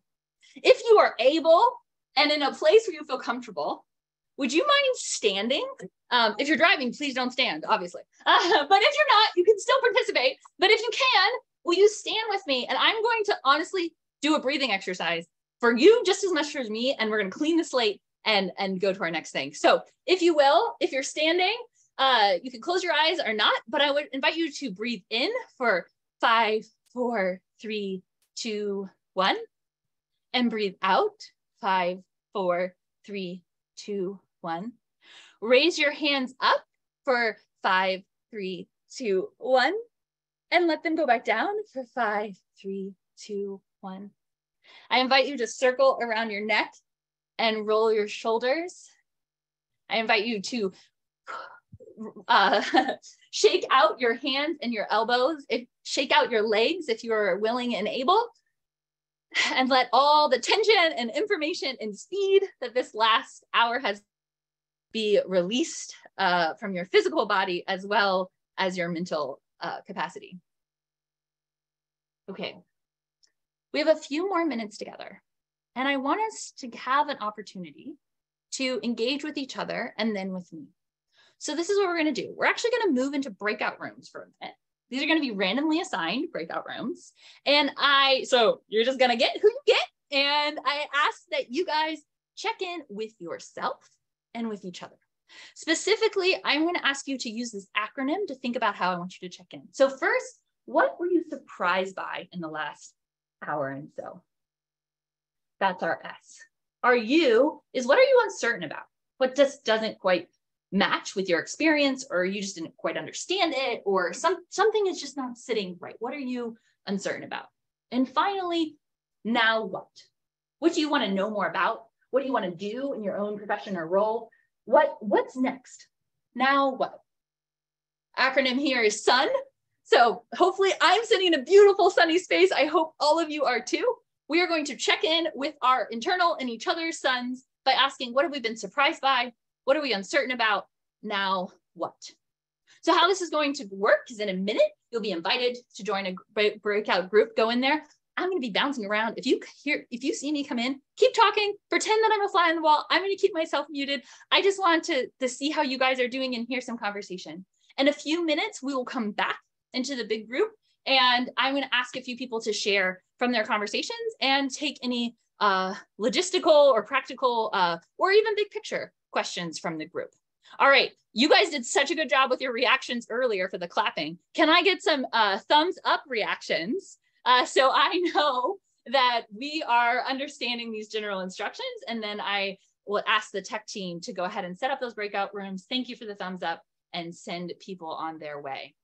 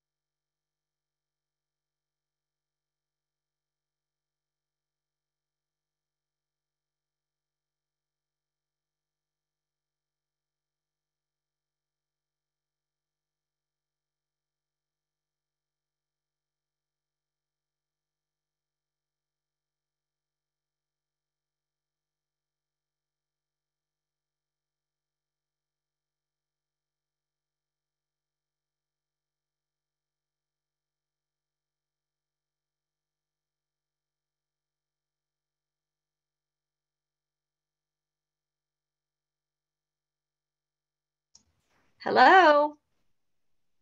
Hello? Anybody there?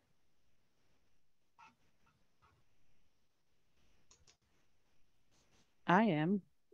Hello, hi. I'm sorry.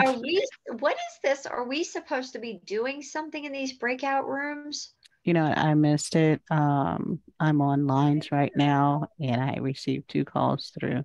So I could not understand what the breakout room was in reference to.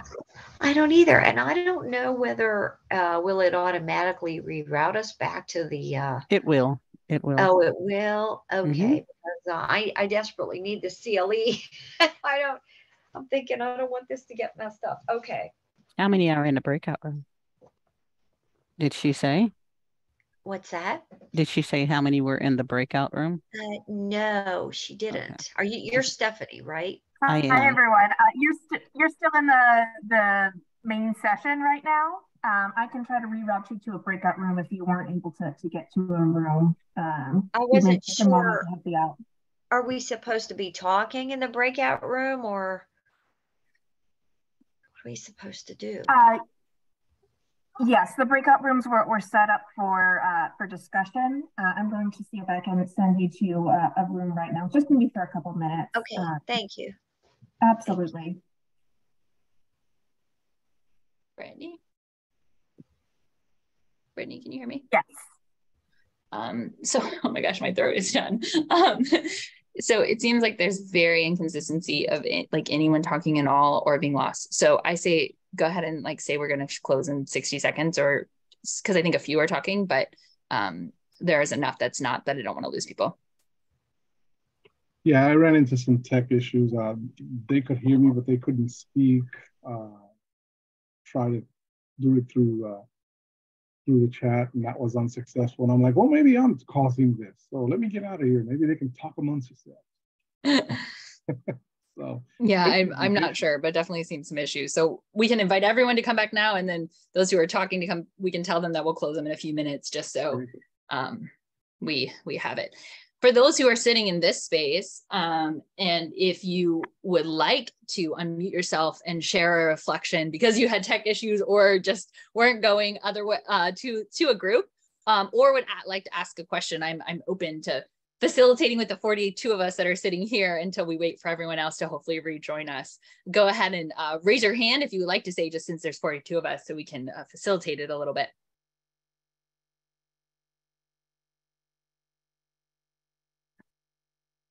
And thank you, Brittany, for sending that message and closing out those groups. I appreciate it. Yeah, You're welcome. I was really surprised by the fact that, you know, it goes all the way back to 1619. And that just simple explanation, we often say, yes, it's ingrained in our society, but we don't know to what degree until you start looking and peeling the layers back. So thank you. Yeah. Absolutely. I think this is very eye-opening, and as I don't practice in real estate law and haven't had much exposure because I don't, you know, haven't bought or sold a lot of houses, and it's incredibly eye-opening and very, very terrible what you're exposing. So I don't know, how are they fixing it? Oh. Well, who's the they, right? I would say, how are we fixing it? It's an us problem. True. You're right. You're right. You're right. And I'm not saying that you disagree with that. I like to encourage us to all take collective responsibility. I totally disagree. I mean, I totally agree. Sorry. No, you're fine. Thank you for sharing. All right. We are having people come back in, which is lovely. It looks like we did lose a few dozen. Maybe they'll make it back, maybe not. So our grand hopes of having some discussion worked a little less wonderfully than we hoped. Several people had tech issues. If you were one of them, I'm so sorry. Other people were in groups where things weren't working. So we were trying to be engaging. We were trying to work this virtual, but as always, what actually works is a crapshoot, which is okay. So I would like to open the floor a little bit, not a little bit. I would like to open the floor for you all to share with the larger group a few things. One is you can raise your hand and share something that you or someone else in your small group shared. If you were one of the few people where it worked for, I think it's always helpful to hear other people's perspective. I know that I heard a pattern of people noting how long this history is and wrestling with what's the reality of seeing that history. I know I heard a few questions about some of the technical components. So anything you want to share about that or about those prompts that I give you is great. I also open the floor for questions that are more just to me, a clarifying question, now what question, etc., as well as to the group. You all are working on these in various ways, and I would appreciate any kind of discussion around this. So I'm going to go to Jeffrey May. If I pronounce anyone's name wrong, I'm really, really sorry. It is not my strength. Bear with me. But hopefully Jeffrey May, that's how you say your name. Yeah, of course, Dr. Howard. First of all, you know, I'm the leader of mispronouncing everyone's name. So you know, Dr. Howard, you're wonderful. Speaking of wonderful, the presentation was extraordinary, as you I'm sure you know. And the group that we were in, and I also, you know, full disclosure, I'm one of the panelists that'll be speaking next. So this was a perfect, this was a wonderful not just background, but really giving the full context. So in my group, let me just do my diligence. So, persons in the group said the information obviously was very, very informative. However, from their shared lived experience, it wasn't surprising for them to see, yes, that this relationship between race and obviously valuation. The history was really, enjoyed the history. So history is really important. So I'm always an advocate for having that be a part of it. A part of it, a lot of new information. The uncertainties, there weren't any uncertainties. I'm an applied researcher, so I love data. So I am interested in the 22,000 models. but I'm gonna buy the book for that, and also and keep reading all the other things. The last part, which I guess it is for the much larger group discussion, and we appreciate your what you were saying about how you think we should address these things, but knowing that even if we reset, as you said, because of the dynamics of race in this country, that even if you made a clean slate, if we reset, the phenomena of the bias would still reemerge.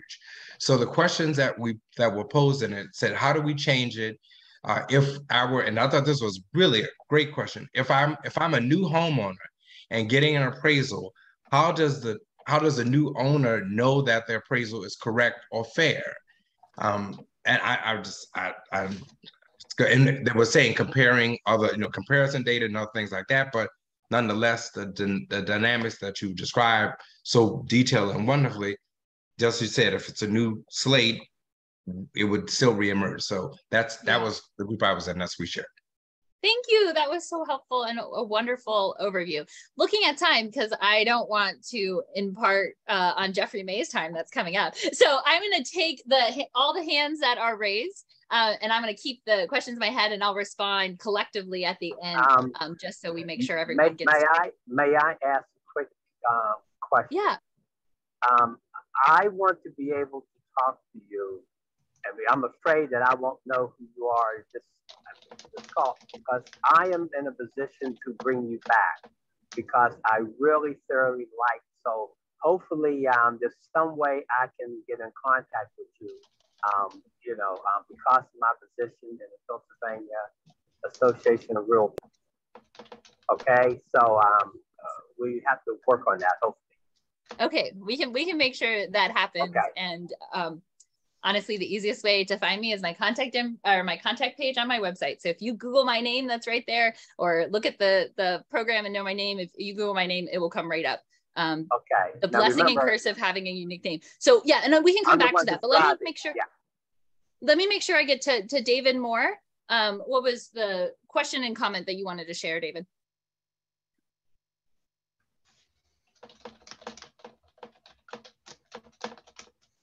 Hi, yeah, thank you. So my question was simply this. Homeowners, when they go to the banks or lending companies or whatnot to finance their homes to increase the appraisal value of their homes, has your research found that lending companies generally are slower to grant home equity loans or lines of credit in neighborhoods that are historically Black or Asian or Hispanic as compared to traditionally white neighborhoods? Okay, awesome. Very specific, easy answer question. I'll have it in my list. We got 3 questions so far. Mary Campbell.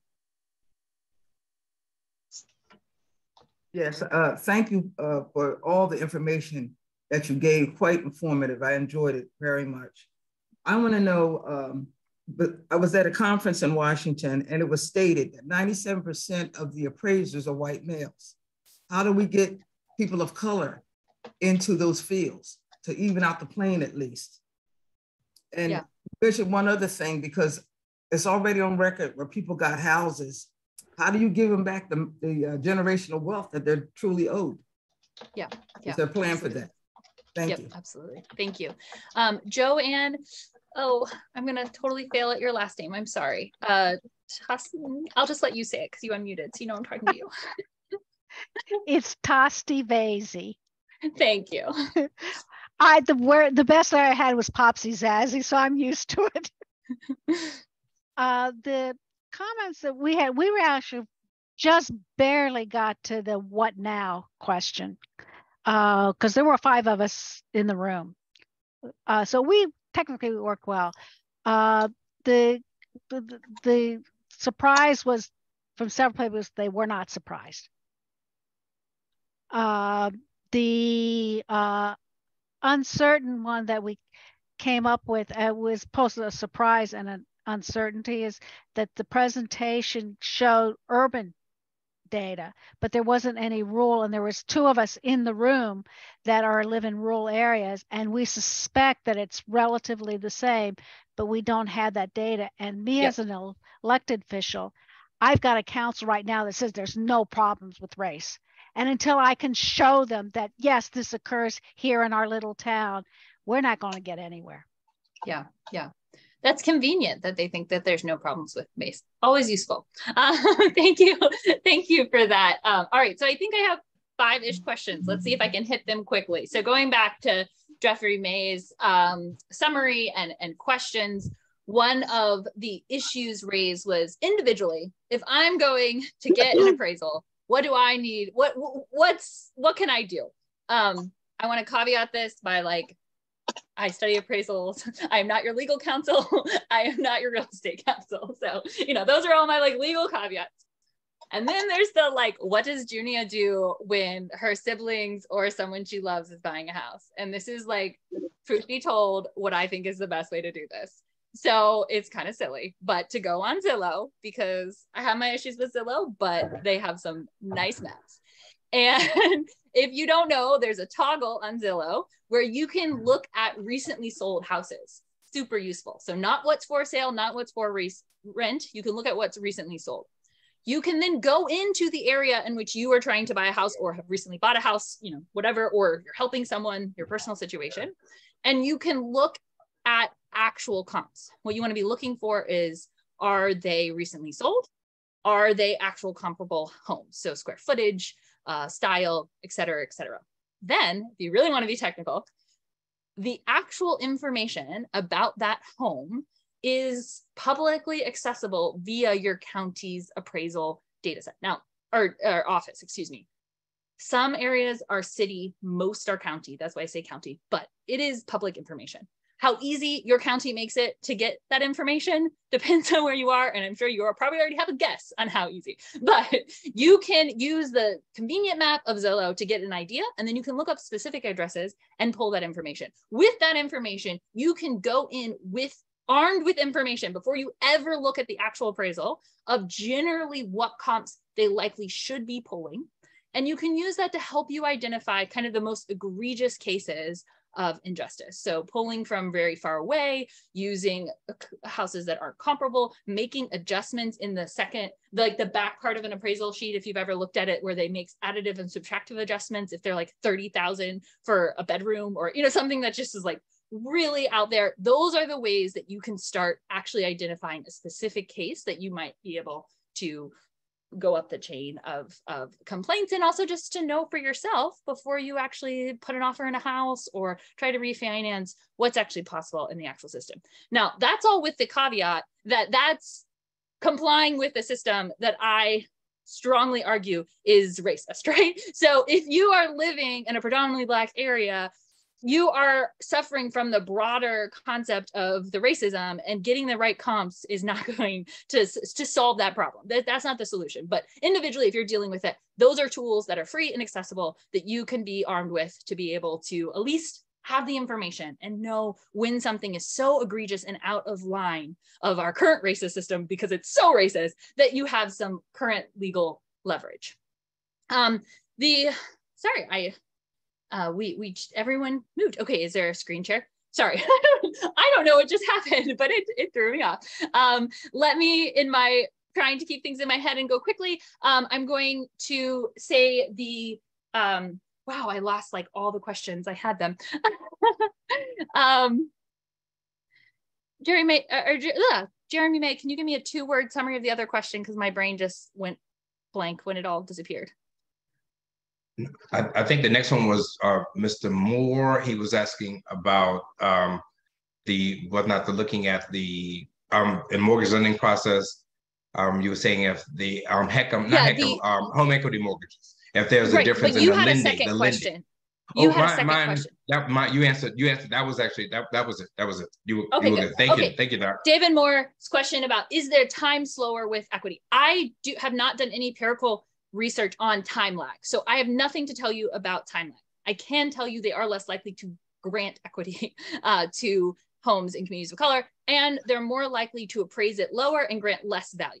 In fact, refinanced appraisals are even more unequal than the overall picture, and definitely more unequal than sales. Sales you at least have, which has its own issues, and I could go on for days about why or why not there should be a contract price on the appraisal form itself, but there is at least that anchor that has some element, although not a very real element, of demand. That does not exist in refinance, which enables even more inequity across neighborhoods and individuals. So I don't have a time on you, but I do know that the amount, the money that's being distributed is unequal for refinancing. Mary Campbell, you asked about how do we actually deal with redistributing this wealth and the injustice that has happened. I now realize the other question of Jeffrey Mays that I was thinking about, and that was, how do we deal with the actual solution of finding new appraisal methods? So I'm going to wrap that into Mary Campbell's question and say that when we are wrestling with, is something actually fair and how we do it, I think we need to fundamentally change what we see as the basis, or the ground almost, if you will, of how we think about land and value. And so when I'm working, as I mentioned, on creating solutions, I am deliberately starting with the notion that no process or equation is ever neutral. When we perceive and allow the myth of neutrality to continue, that often upholds inequality and white supremacy in particular, because we do not articulate the values that are embedded in the process that we're putting forth. And so instead of saying, oh, this math or this process and this algorithm is neutral, I argue that we need to articulate what we are putting forth. And for me, I think that should be things like housing is a human right. We need to respect the land that we're living on and have a mutual relationship with it so that we're taking care of it. And I would argue that land should have absolutely nothing to do with racial composition of anyone living around. And personally, for myself, I also don't think it should have to do with class or a lot of other things. So those kind of, how do we take these big values and then actually operationalize them? I'm working on developing an algorithm, a application where appraisers could actually use it, right? So like taking the big picture and then getting into details. Again, I'm not the only one, there are multiple people and there are ways forward. But like that, again, needs to be coupled with this redistribution, reparations for this. I think there are multiple different ways that could happen, obviously. But I think that one of them is via the government deliberately taxing or requiring banks to account for the amount of money that they've made off of this inequality, and either, again, taxing or other forceful actions that the government is totally capable of doing require both some level of just pure cut, like checks to be cut, and forgiving of loans and forgiving of that interest for those who still have it outstanding. And to bring it home with the last question, I know we're over time. I'm so sorry. And now my brain is struggling again on what that was. Rural. Oh, yes, thank you. I care so much about this. So I don't have the data to do the rural because there's no access to data that is individual enough to be able to do rural in the way that matters. But I agree, it's present. We know it's present. There's also rural-urban inequality that is extreme and needs to be addressed. And so I am more worried working on what are the solutions, because we know the problem is there, than personally spending a lot of time advocating for data that I know is going to be a long battle to get. But if you in a specific county have data or need that kind of data, there are avenues if you can get your local government to give you basically detailed property records, which they have to establish that. But doing that on a national level is very, very hard. So I've shifted my energies more to the solution side, knowing that the rural needs to be really central to that. Thank you all. Thank you for your patience. Jeffrey, thank you so much for being my brain. I wasn't able to keep it all together. And I hope the rest of your time together and all the wonderful things that the next panel is going to say are just really wonderful and beneficial to what all you're doing. Thank you for your time and attention. Huge reaction emojis, please, for Dr. Junia Howe. It was a great presentation. Thank you so much. I know, I've been there. You know, I like to geek out on this stuff, and I could go on and on and on. So thank you very much. Very informative. You gave us a lot to think about and a lot of surprises that were in there as well. So thank you so much. We're going to go ahead and press on and get to our second portion of today's presentation. And we're going to start talking about the gentlemen that are going to be presenting. And I'll start off with Jeffrey Paul May, who's a national expert on fair housing planning and affordable housing. He's the principal at International Development and Planning, LLC, a minority-owned consulting firm that specializes in assisting government agencies, nonprofits, and the private clients with plans, studies, analysis, and strategies to develop and preserve community and economic development investments. Mr. May has served as the Assistant Director of the National Neighbors, a program of the NCRC, or the National Community Reinvestment Coalition, where he provided oversight of all the organization's education, planning, compliance, enforcement activities occurring across the United States. He also served as Project Director for the Fair Housing Program for DB Consulting Group Incorporated. And he's also served as Member Services Director for the National Fair Housing Alliance, an umbrella national civil rights organization made up of over 80 fair housing organizations across the country. Holds a BA in sociology, a master's in urban and regional planning.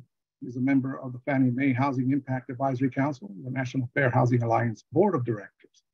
He has been a member of the National Community Development Division and State of Louisiana American Planning Association. Michael D. Mitchell, who's also going to be presenting in tandem, has a long time commitment to civil rights and economic justice, having worked for the field of civil rights law enforcement for over 25 years. He currently serves as a consultant in fair housing, fair lending, and community development matters with International Development and Planning, LLC. He has previously worked for the Chickasaw Nation Industries, where he served as an instructor at the Patricia Roberts Harris National Fair Housing Training Academy. Mr. Mitchell has served as adjunct professor of law at Howard University School of Law since 2007, and is a frequent speaker at national and regional conferences. For over a decade, he was director of the National Neighbors, a program of the National Community Reinvestment Coalition, where he was also vice president and for fair lending. And Mr. Mitchell spearheaded the coalition's systemic fair lending initiatives, led efforts to combat predatory lending and redlining, led the national mystery shopping and testing programs of lenders, conducting training on fair housing, planning, fair lending enforcement, and provided technical assistance and fair housing capacity building training to state, municipal agencies, and community organizations. Ladies and gentlemen, big reaction, round of applause for these two gentlemen and experts that are with us today. And I will ask everyone to mute themselves while they listen to this great presentation. Thank you. No, thank you so much, Director Garcia. Thank you for your great work that you've been doing and also allowing us to be a part of this wonderful event. Also, thank you, Executive Director Chad Lassiter as well. We and all the commissioners, we appreciate you all allowing us to be here. We do have a PowerPoint presentation that we're going to be moving through. I felt like with Dr. Howell, we're in our presentation, but I want to applaud her for hers.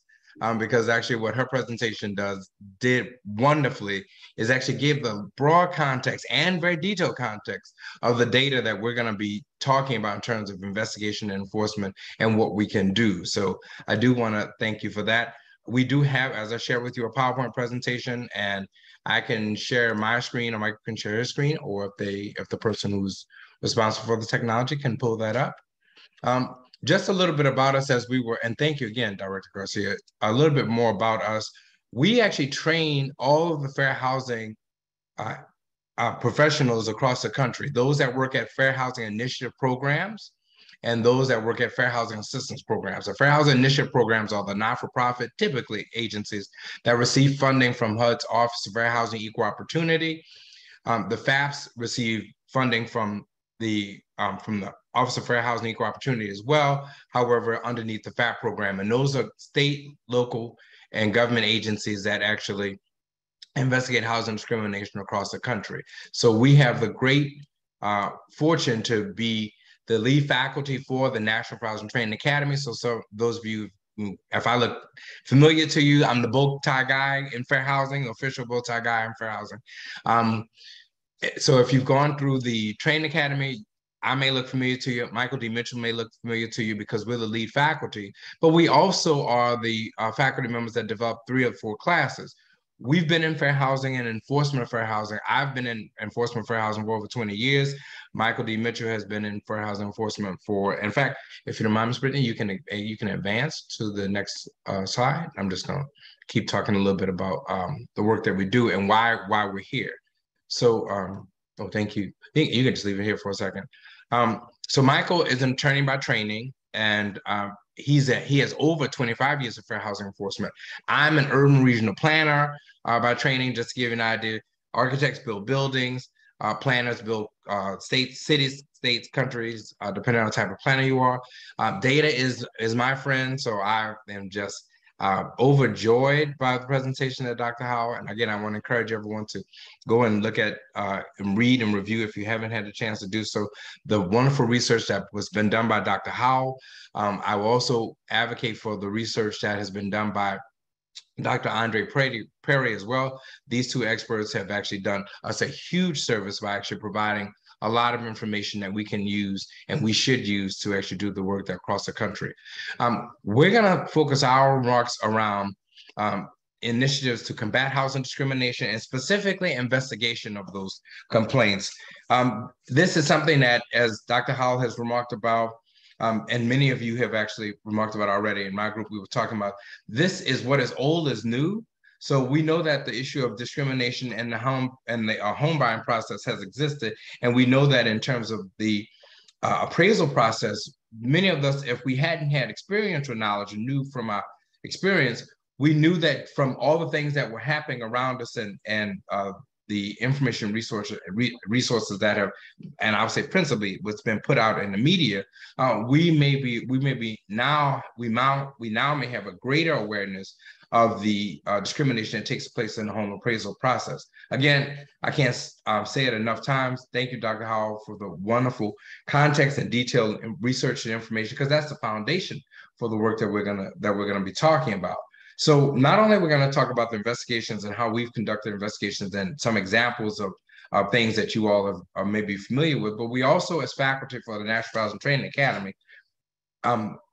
we actually, we want to champion and showcase the resources that they have, but we also want to talk about things that we've done as a firm.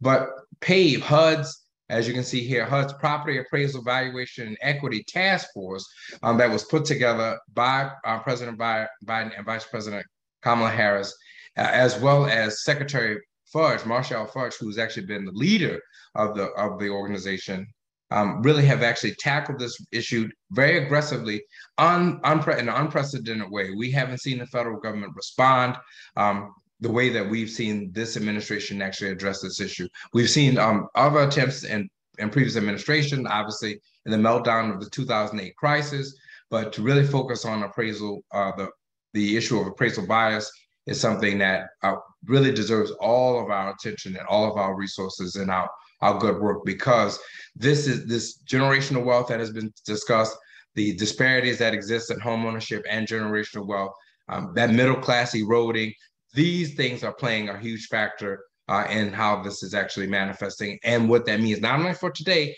and what has taken place in the past, but just as Dr. Howell remarked about in terms of our future.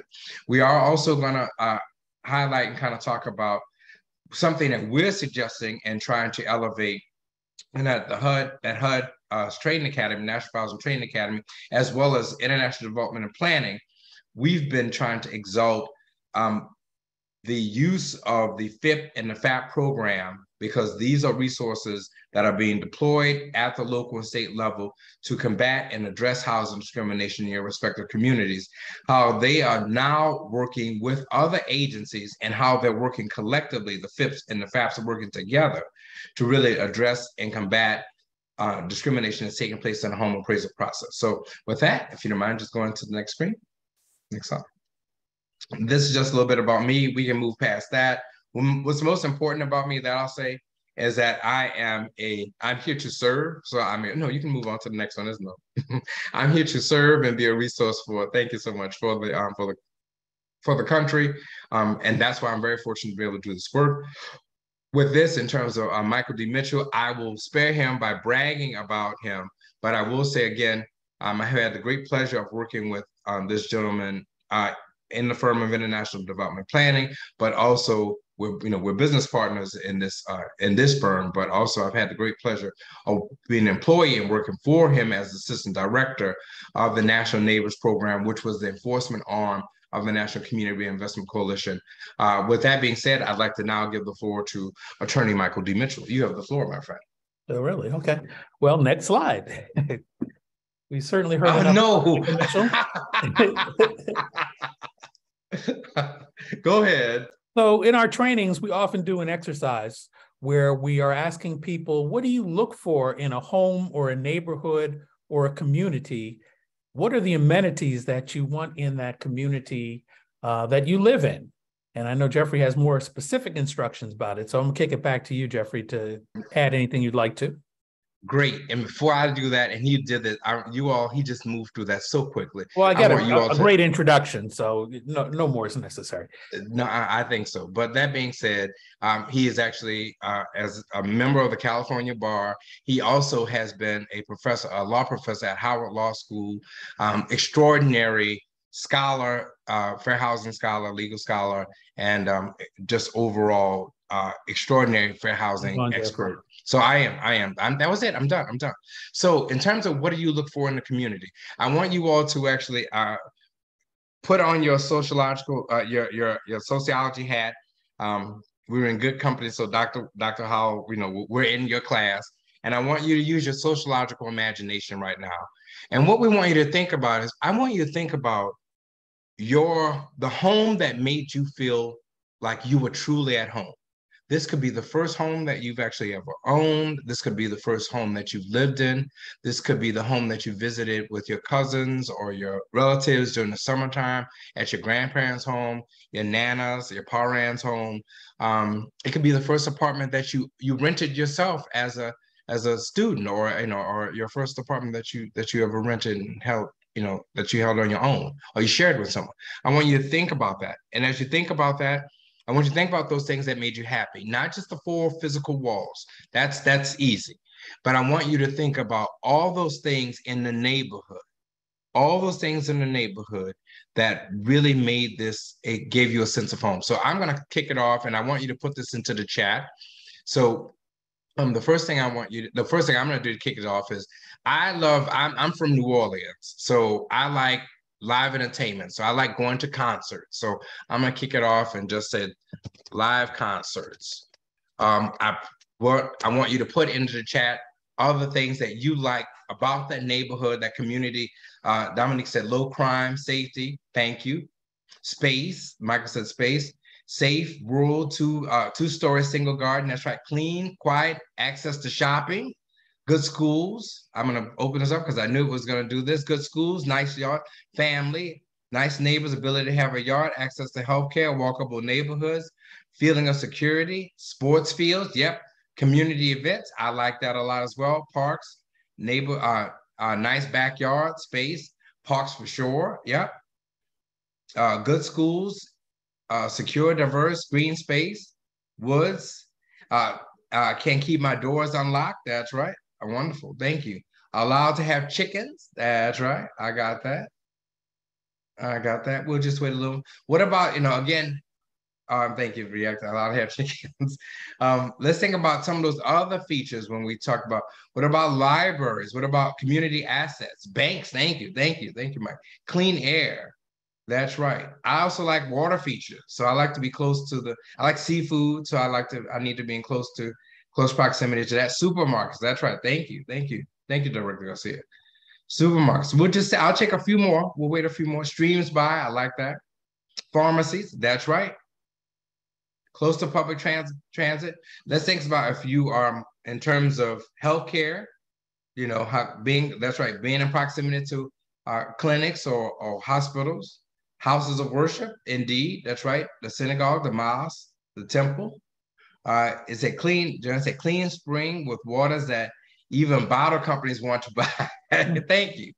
So we'll stop there. We'll stop there. But we know if we gave you a bit more time, you would come up with a much longer list. But again, next slide, please. We just want to give you an idea of some of the things that we've actually kind of documented and come up with. And with that, I'm going to give Michael D. Mitchell the floor. Yeah, so if we were doing this exercise in person, we'd have all of these things up on the board. And as Jeffrey said, if we gave you more time, we'd have about 100 things up there on the whiteboard. And you can draw a circle around it and a line through it, because that's what happens when housing discrimination occurs. You're denied access to all of these important community assets, all of these things that you say you want to have in your neighborhood.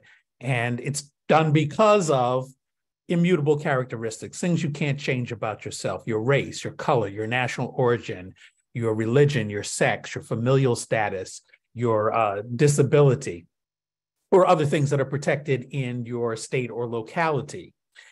The other thing that this list does is it's a community of opportunity. It tells us all the things that you want to have in your community and all the things that you should be entitled to. And as we're going to be talking about a little bit, affirmatively furthering fair housing, it's up to the jurisdiction to make sure that you have access to these things without barriers, impediments, or obstacles because of your membership in a protected class. So this is very important. Where you live is a determinative of so many things. As it was said earlier, it can determine how long you're going to live, whether or not you're going to be incarcerated, whether or not you're going to be gainfully employed, how much education you're going to have, how much money you're going to have, how much equity you're going to have. Where you live also determines your access to employment, to education, to community assets, to healthcare, to technology, municipal services, access to capital. I put in there about banks, because what happens when banks aren't in your community? Well, there's a vacuum, and into that vacuum comes all the high-cost lenders, your payday lenders, your check cashers, your title loan companies, your loan sharks. That's what happens when you don't have banks in your community, because they invest where they are. It also determines your access to transportation to all of these important community assets. And then importantly, who you will know, or who your children will know, and who they will associate with, and ultimately your opportunity, your positive outcomes in life. So where you live is very important. Where you're allowed to live is very important. And as we're talking about valuation of property and valuation of neighborhoods, let's keep that in mind. Next slide, please. I'm going to do another real quick exercise. We're going to talk about the value of refinancing your house and getting equity out of your house. We know that most Americans, their wealth is in their homes, and their equity in their home is one of the primary sources of their wealth. So what is the value in being able to refinance your house? What's the value of being able to access that equity in your home? What are some of the things that you would do with that equity when you try to refinance? Yep. And if we could have some discussion in the chat, that would be great. And I see someone else also likes diversity in their communities. Yeah, it's very important. Any thoughts about what's the importance of the equity and the value in your homes? Yes, you might want to reinvest in your home. Put money into fixing up your home improvement. Absolutely. For those of you who have refinanced when the rates were low, what are the other reasons that you chose to refinance?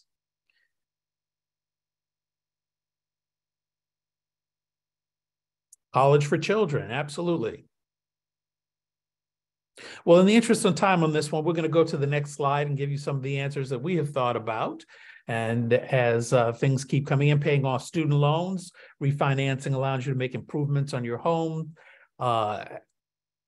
helps when unexpected expenses comes up, new kitchen, etc. So repair and improve your home, send your kids to college, maybe use that money to advance your own education. Most small businesses in America are started with equity that comes out of people's homes. You might invest for retirement. And of course, you want to lower your rates and your costs when the rates are low. I know I refinanced when we have some historically low rates, and now the rates have jumped back up, and I'm so glad that we did refinance. So I see some other good things in the chat, but in the interest of time, we will keep moving. So with our next slide. So I remarked, oh, I'm sorry about that. You can just go back. So I've kind of, and we're gonna not stay here long, but I remarked about obviously the wonderful research that has been done by Dr. Howell, and I also want to remark about the good work and great work that's been done by Dr. Andre Perry as well. The reason that this is important in this regard is because why is appraisal discrimination important for a housing issue? And we heard the wonderful presentation earlier by Dr. Howell. I really hope that all of us will go and continue expanding our knowledge about this by actually reading everything, buying every publication and that Dr. Howell puts out. However, for the purpose of this, the part that's most important here is that, and Dr. Andre Perry, I just quickly will read this, in this research that he did, he's a senior fellow at Brookings Metropolitan Policy Program, worked on studying to understand how money majority Black communities are losing in the housing market stemming from racial bias. Dr. Perry and his other colleagues at the Brookings Metropolitan Program said that Black neighborhoods are undervalued on average $48,000 per home and amount to $156 billion in cumulative loss. I also want to point out the work that Dr. Howell remarked about, saying that on average, we were looking at 2 times in terms of the disparity in the value of the homes, that homes that are in white communities compared to homes that are in Black communities or Hispanic communities or Native American communities, 2 to 3 times the value of the homes of those that are in those neighborhoods. So you can see, if we're speaking about, and I really appreciate immensely that Dr. Howell said, if we were to reset our market right now, as took place in 1929, when we actually saw when we had the Great Depression occurring, then we've seen S&L problems in the 80s, and then in 2008, even when we reset the market, because of this bias, the differences or the gap between white and Black wealth and the equity that's in the home, the value of the homes, continues to grow. That difference is always, unfortunately, going to be with us, and it's because of what she was remarking about and what we've observed in our work, is because this issue of systematic and systemic racism that actually permeates the real estate industry, permeates our larger society as America, that has to be reset in order for everything else to be in a place in which equity and equality can really be actualized. So next slide, please. So with that, I'm going to give the floor back to Mike. I am going to just remark about, again, encouraging everyone to take a look at NAFTA, National Fair Housing Alliance's report, Fannie Mae and Freddie Mae's report. These were the GSE's government-sponsored enterprise. When Dr. Howell was speaking about FHFA, that's Federal Housing Finance Agency, they provide oversight of both Fannie and Freddie and analyzing the reports and the data that has been provided. I encourage everyone to take a look at those studies and reports. With that, I'm going to give the floor back to Mike. I also want to point out before I do this, National Community Reinvestment, as you see here, forgive me, Mike, I'm going through the whole slide. I didn't expect no, that's great. But we want to point that this testing of mystery shopping, Michael and I have actually overseen over 10,000 mystery shops. And I feel like that's a way in which we can actually combat and deal with these issues and really be able to ferret out and document the discrimination and these disparities. But we all need to be cautious and careful about how we conduct our investigations, because you don't want to be in a place in which you're creating bad case law or you're gathering information in such a way that it really can't be used in administrative process or in state or federal court. But lastly, there is a series of podcasts, forums that the National Housing Training Academy has actually put on. And so we want to encourage people to actually go and take a look at those. There's a series of 3 different forums that actually deals with bias in the appraisal process.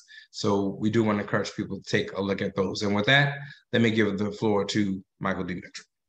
So I just wanted to say that in addition to teaching the courses at NAFTA, Jeffrey and I under IDP teach a series of advanced courses. And one of those advanced courses is in combating appraisal discrimination and how to do private and public enforcement of the fair housing and fair lending laws to combat appraisal discrimination. And one of the comments I make at the outset is that even taking our 4-day course, you are not going to understand everything that you need to know about appraisals. You heard how much Dr. Howell put into 2 hours.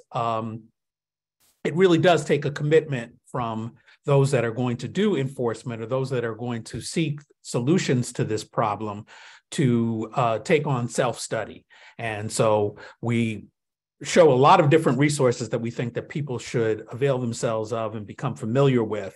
And these are some of them. We have a couple of other pages of resources, and we also have some more substantive documents on the resources that are available out there, either to understand the process, to understand the issue, and to understand how to go about doing public and private enforcement of the fair housing laws.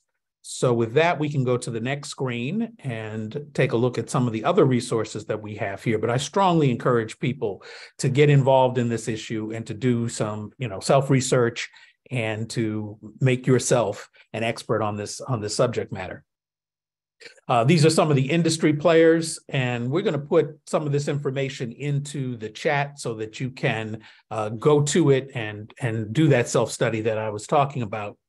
The Appraisal Foundation is a quasi-governmental agency, and they put out a lot of information. They've been chartered by Congress, and they have a lot of good information there. The Appraisal Institute is an association of appraisers, and they have a lot of good information on their site as well. The YouTube appraisal discrimination page, if you just go to YouTube and Google appraisal discrimination, what you will see is dozens and dozens of videos, mostly of investigative reporting shows from the national shows, CBS, ABC, NBC, CNN, MSNBC, to the local networks in various large markets. I think the one that is probably the most significant is the work that Julian Glover has done out of the San Francisco, Oakland Bay area. And as a result of his work, he has done actually a documentary called Lowballed, and I would strongly encourage people to take a look at it.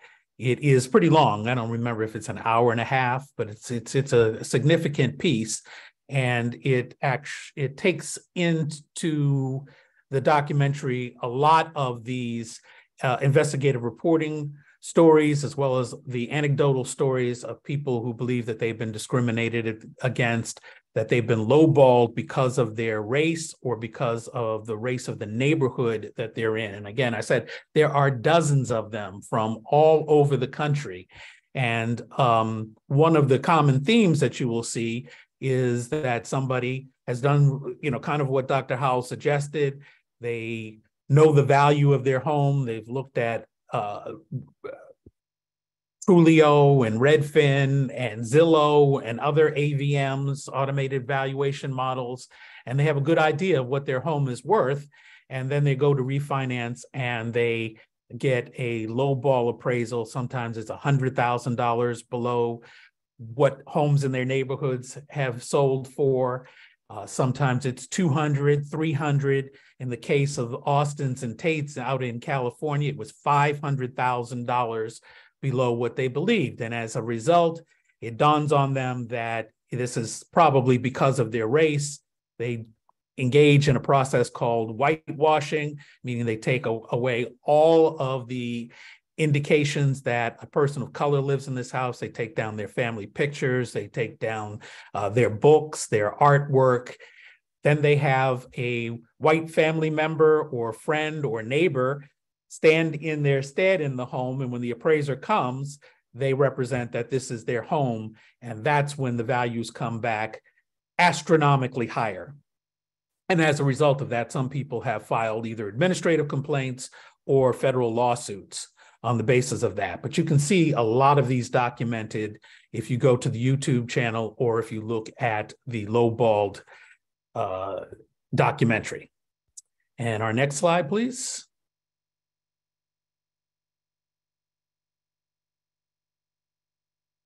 I think we still have some more resources here. Well, here are some of the recent examples. Cases that are filed in Cincinnati, that case in Marin County, the Tate Austin versus Miller and Parati appraisal management company, because what you will see is that when an administrative complaint is brought or a lawsuit is brought, the question is always, who are the proper respondents? Who are you going to file against? And it's usually that appraiser that has done the lowball appraisal. It's usually the appraisal management company that commissioned them to do the appraisal. And it's often the lender who has accepted what they should have known was a lowballed discriminatory appraisal. And so in that case, you'll see that they have filed suit against all three of those respondents. And so if you take our course, and the course really is designed for FIPS, private fair housing organizations, as well as FAPS and other human relations commissions that enforce the law. We talk about how to conduct the intakes of these complaints, how to establish jurisdiction, how to set out the elements of proof for the prima facie cases, then how to do the investigative planning, what witnesses you're going to want to interview, what documents you're going to want to request, how you can conciliate some of these complaints, and then how you reach a final determination of whether or not there's reasonable cause to believe that discrimination has occurred or no reasonable cause to believe that the discrimination has occurred. We have in here a couple of examples of conciliated cases, one where HUD joined, well, actually, the case was filed with HUD and HUD conciliated the case with the major respondent, who was Chase, the large bank Chase. And while we don't have time today to go into that conciliation, you will see that they put a great deal of effort into conciliating that case, and that one of the processes that came out of that was a formalized process for reconsidering value when a person alleges that they've gotten a lowball appraisal, and Chase has agreed to engage in that kind of reconsideration of value in all of those cases. Our next slide, please. Dr. Howell covered the history excellently. Generally, I talk about the history. I don't want to go much more into it other than just to reiterate that the standards that the industry used starting in the 20s and in the 30s, that Babcock textbook that she referenced, McMichael's guidebook, the evaluation of real estate, the Real Estate Appraisers Manual, the FHA Underwriting Manual, and the American Institute Real Estate Appraisers Manual, all of them had the concept that, and this is from the 20s all the way up until 1977 when the Justice Department brought litigation against them. The textbooks used to educate and train appraisers contained explicit instructions, one that housing appraisals must start with an appraisal of the neighborhood, and that racially segregated white neighborhoods were desirable neighborhoods, and houses located in predominantly white areas were assumed to be of the highest and best value, while houses located in predominantly non-white areas or areas of diverse race were assumed to be undesirable or of lower value. So aside from this being history, why is that important to our discussion today? Well, as we talk about how appraisers are trained, you will see that they have to do not an internship, but a apprenticeship. Apprenticeship, thank you. And they have to do like 1,000 hours of an apprenticeship under the mentorship of an established appraiser. And keep in mind that those older, more established appraisers were getting this kind of training. And when they did their apprenticeships, they were studying under people that got this kind of training when it was explicit in all of and it was a standard practice in all of the guidebooks, manuals, etc., underwriting standards, that this is what you were supposed to do in terms of assessing valuation. And this continues to this very day. It's deeply ingrained in this process. And so we've got a lot of work to do to change that, a lot of training that needs to go on, a lot of reversal of processes, because it is still heavily in the mindset of those that do appraisals, even if it is not the standard of appraisal anymore. Next slide. So there have been a number of cases that were filed. The most important in my mind is this one, the United States versus the American Real Estate, and it's actually a little bit deeper than that. Let me see, it's the American Institute of Real Estate Appraisers of the National Association of Realtors, the Society of Real Estate Appraisers, the United States League of Savings Association, and the Mortgage Bankers Association of America. So this is the industry that brought us all of those kinds of discriminatory practices. And this is the Justice Department's attempt to get all of that discrimination on the basis of race and the race of the neighborhood out of the formal process for determining valuation of property. And as part of the settlement of this, it was agreed that it's improper to base a conclusion or opinion of value upon the premise that the racial, ethnic, or religious homogeneity of the inhabitants of an area or its property is necessary for maximum value. The second important thing was that racial, religious, or ethnic factors are deemed unreliable predictors of value trends or price variance. And the third thing that was agreed in this settlement is it is improper to base a conclusion or opinion of value or a conclusion with respect to the neighborhood trends upon stereotyped or biased presumptions relating to race, color, religion, sex, or national origin, or upon unsupported presumptions related to the effective age or remaining life of the property being appraised or the life expectancy of the neighborhood in which it's located. A lot of those are proxies and often end up with having a discriminatory effect. And so those were the important things in that case. The other two cases really set out elements of proof or a prima facie case for when there is discrimination based on the neighborhood. And time doesn't allow us to go into that now if that is something that is a part of doing enforcement though. And for those of you that do enforcement, strongly recommend that you take our class, where we will spend a lot of time talking about prima facie cases and elements of proof. Next slide, please. So what we want to do just quickly today, because we usually go through this, we also usually go through the appraisal form as well so that you can actually see where the opportunity, unfortunately, for discrimination, aside from the kind of the principles and the training and the manuals and the guidance that appraisers get, but be able to see how it manifests and where it appears on the appraisals themselves. And Dr. Howell actually remarked about it, and I know that a number of others have actually spoke on this issue about the comparables. In fact, Fannie Mae's underwriting guidelines, we actually use that and go through that to explain to people, look, this is what you need to be actually, when you're investigating this, that work of seeing where other comparable properties are in proximity, those houses that are recently sold, taking them through that. So notwithstanding and not being able to take you all through the appraisal, the uniform appraisal form today, however, we do want to point out some of the things that we've seen in investigating these cases. So also something I want to admit that, again, this is my mea culpa. Long ago, I used to work with, not for, one of the worst subprime lenders in the country.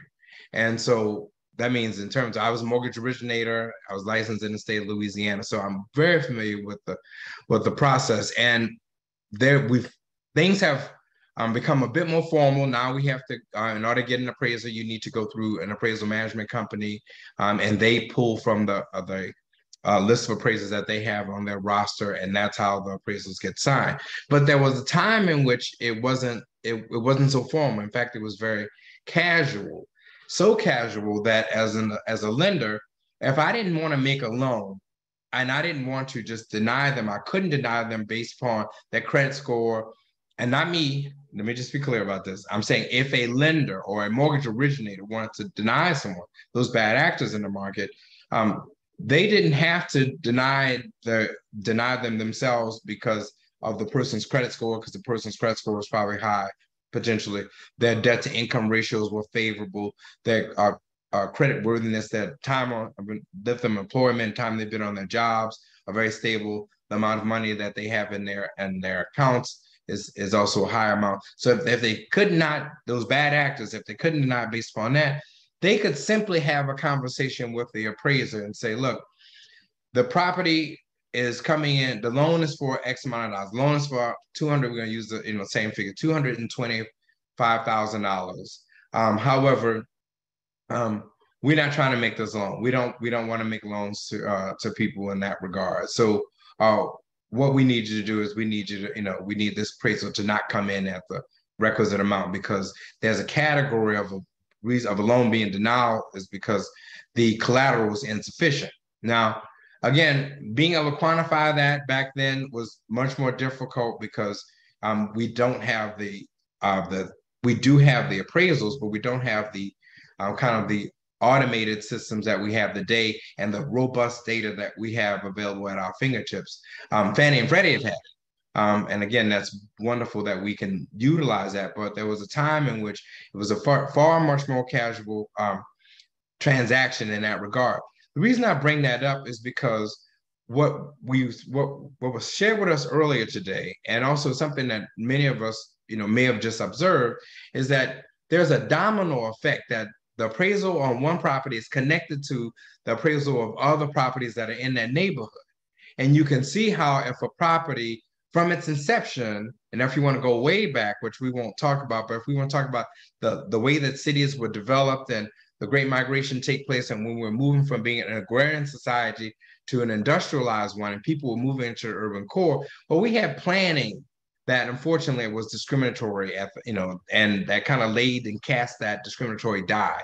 We had race-based zoning ordinances. We had restrictive covenants. We have other things that really were shaping where people could buy and where they could, and who could buy in certain neighborhoods, and that perpetuation of segregation that we see today. So it's interesting, and I would say that this is something I came across this quote. This is from Lisa Rice, and this was in celebration of the 55th anniversary of the Fair Housing Act, which we are enjoying and celebrating this year. She said, a failure to fully enforce the Fair Housing Act over the past 55 years has allowed racial disparities in homeownership and credit access to prevail and residential segregation to worsen. In fact, our neighborhoods are more segregated today than they were in 1918. And the Black and white and Latino and white homeownership gap are as large as they were when redlining was legal. So I share that with you so we understand that this is really I hate using this word. I don't like using this word, but an evolution in which we have built upon these discriminatory acts, the discriminatory land use policies and zoning, and that's the reason why affirmative furthering fair housing is so important. But we now see on the private side how this has perpetuated segregation, but also has perpetuated lack of access to credit and clearly exacerbated the disparity in generational wealth and wealth that people currently have in the form of homeownership.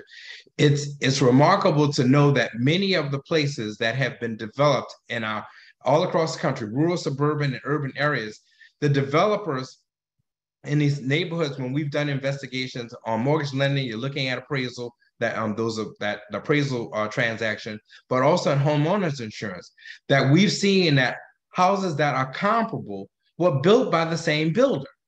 That means that they were the same age, they were similar in the configuration, same materials in that regard. The only difference in them is the physical location and who the inhabitants are on the basis of race and ethnicity.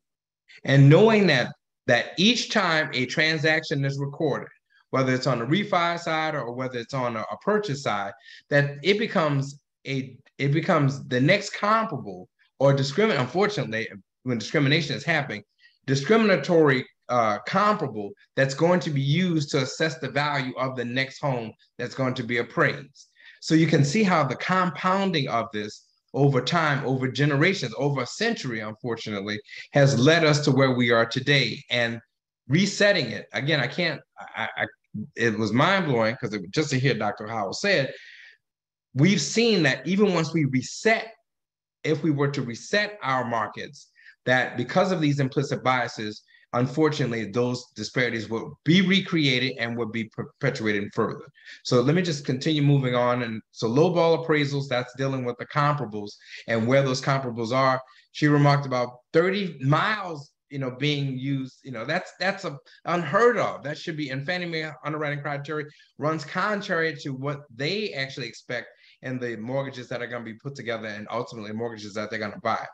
Deviation from the best practices, appraisal practices. This is something that's important because you're going to need to look at what is happening in the state of, in the Commonwealth, and correct myself, the Commonwealth of Pennsylvania, and those of you who are in other states, you're going to need to look at what the licensing and certifying requirements are, because though we still have this implicit bias that we're dealing with inside and systemic racism that we're dealing with, you still are dealing with individuals who are actually engaging in practices that are not in alignment with the practices that are established in your respective jurisdictions. Deviating from established practices of the appraisal, unusual sequence of events, that means taking too long for people to actually get the appraisal that they're entitled to receive, or being in a situation in which once the appraiser meets, that's something that's really important.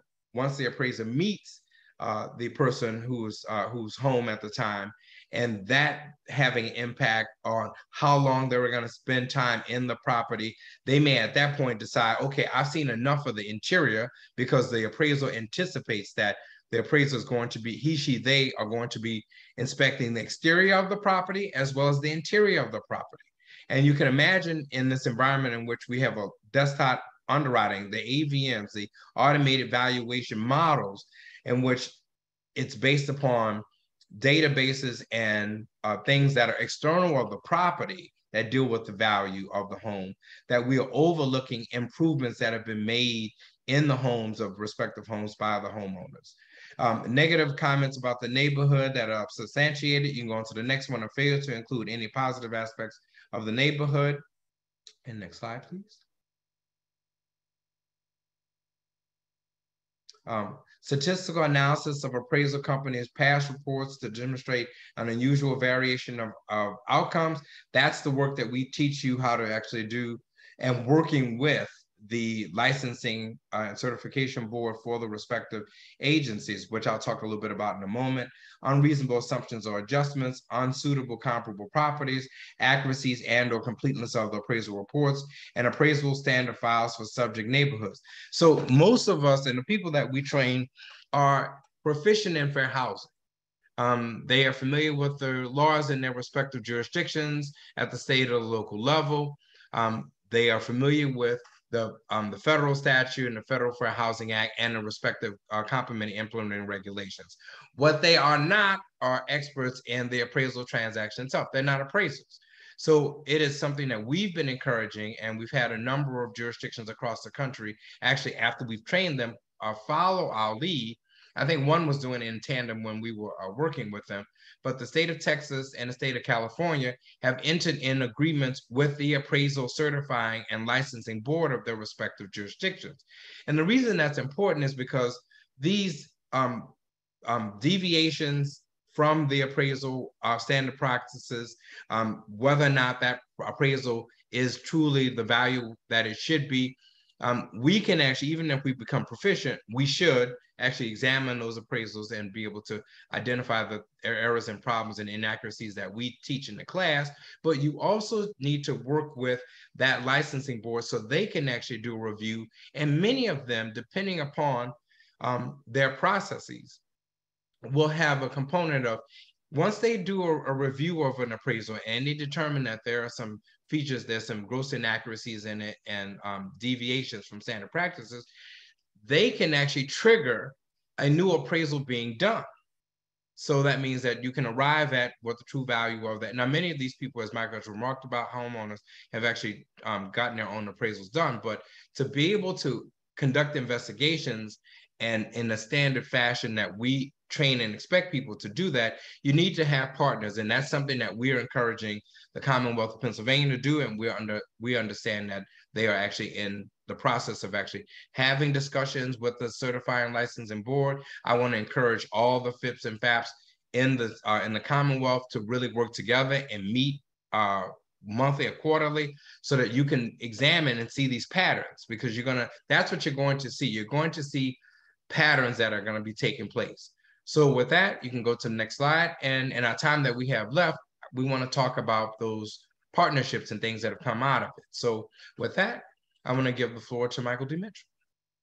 So just real quickly, somebody has a belief that they've been discriminated against by a lowball appraisal that's come in much lower than what should be expected, or they believe that either because of their race or the race of people in their neighborhoods, that they have not gotten a fair appraisal and that they've been injured by that.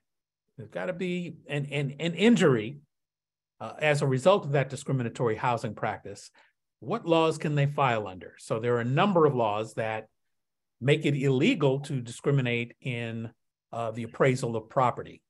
There's my favorite, the Fair Housing Act of 1968 as amended, most notably amended in 1988, and that's where we're going to see our appraisal section in section 42 U.S.C. 3605, which deals with lending transactions, or as it is defined, residential real estate related transactions. And one of those is the selling, brokering, or appraising of properties. So the Fair Housing Act clearly covers appraisal. And in some of the cases that have been filed, that Tate Austin case, the defendants made a motion to dismiss and a motion for summary judgment. And in doing so, they said that the Fair Housing Act didn't apply, and they came up with some of the most ludicrous reasons for that. And I don't even want to spread any of those because I don't want to confuse anybody about that. But the Justice Department was so concerned about some of the arguments that they were making in federal court that they filed a statement of interest. And they've done that in, I think, 2 appraisal cases at this point, making very clear that the Fair Housing Act does apply to appraisal, and that both the disparate treatment and the disparate impact theories of discrimination apply. Then we can go back 150 years to some of the earliest civil rights laws that were passed during the Reconstruction period right after the Civil War. The Civil Rights Act of 1866 and 1870, which protect all citizens having the same rights, property rights and contract rights as white citizens. And those are codified at 42 United States Code, 1981 and 1982. Sometimes you'll just hear lawyers talking about rights under 1981 and 1982. That's what they're talking about, those civil rights acts of the Reconstruction period. For a long time, they weren't in effect. They only dealt with, or the courts had held that they only applied where there was state action. But then in 1968, around the same time the Fair Housing Act was passed, it's a case called Jones versus Mayer that said, no, it applies to private conduct as well. So oftentimes when you have a fair housing complaint filed in federal court, you'll also see allegations under 1981 and 1982. Then there's the Equal Credit Opportunity Act, which is a fair lending law. And it's a little bit more expansive than the Fair Housing Act, because the Fair Housing Act just deals with residential real estate related transactions. ECOA deals with all kinds of lending, right. Student loans, credit card loans, personal loans, auto loans, all kinds of loans. And you might see that referred to as ECOA or Reg B, and it's enforced by all of the regulators, the OCC, the Federal Reserve, the FDIC, the National Credit Union Administration, all of the federal regulators enforce the Equal Credit Opportunity Act, and it does have provisions that deal with appraisal and discriminatory appraisals. So somebody who believes they've been discriminated against, they have the right to go to a state or local human relations commission, human rights commission, civil rights commission that has jurisdiction. They could go to HUD, who enforces the Fair Housing Act. They could also go to those regulators and file a complaint under ECOA. So there are a lot of different options, and also go into state or federal court under the Fair Housing Act or under ECOA and file. To do the administrative remedy, you don't need an attorney. There is a shorter statute of limitations. It's often a year, although I understand that Pennsylvania has 300 days. So you got to look to see that the last act of discrimination has happened within that statute of limitations. To file in federal court, there's a 2-year statute of limitations. So it gives a longer time, but you do need a lawyer if you're going to go into federal court, where you don't need a lawyer to go through the administrative process. There's a lot more to say about all this, but I know time is short. So I will move on to our next slide. So we've actually touched on PAVE and talked and spoken about PAVE, but I also, while we have the slide up, want to recognize not only Secretary Marshall Fudge, who's actually been speaking about this across the country, but also Principal Deputy Assistant Secretary Demetria McCain, and also Melody Taylor, who is Executive Director of PAVE. One of the, in that, you can click to the next slide, there were a number of goals that PAVE laid out there in terms of in its action plan. And again, I'm just moving through them quickly in there. You can go to that PAVE's website and take a look at the fuller report and the action items.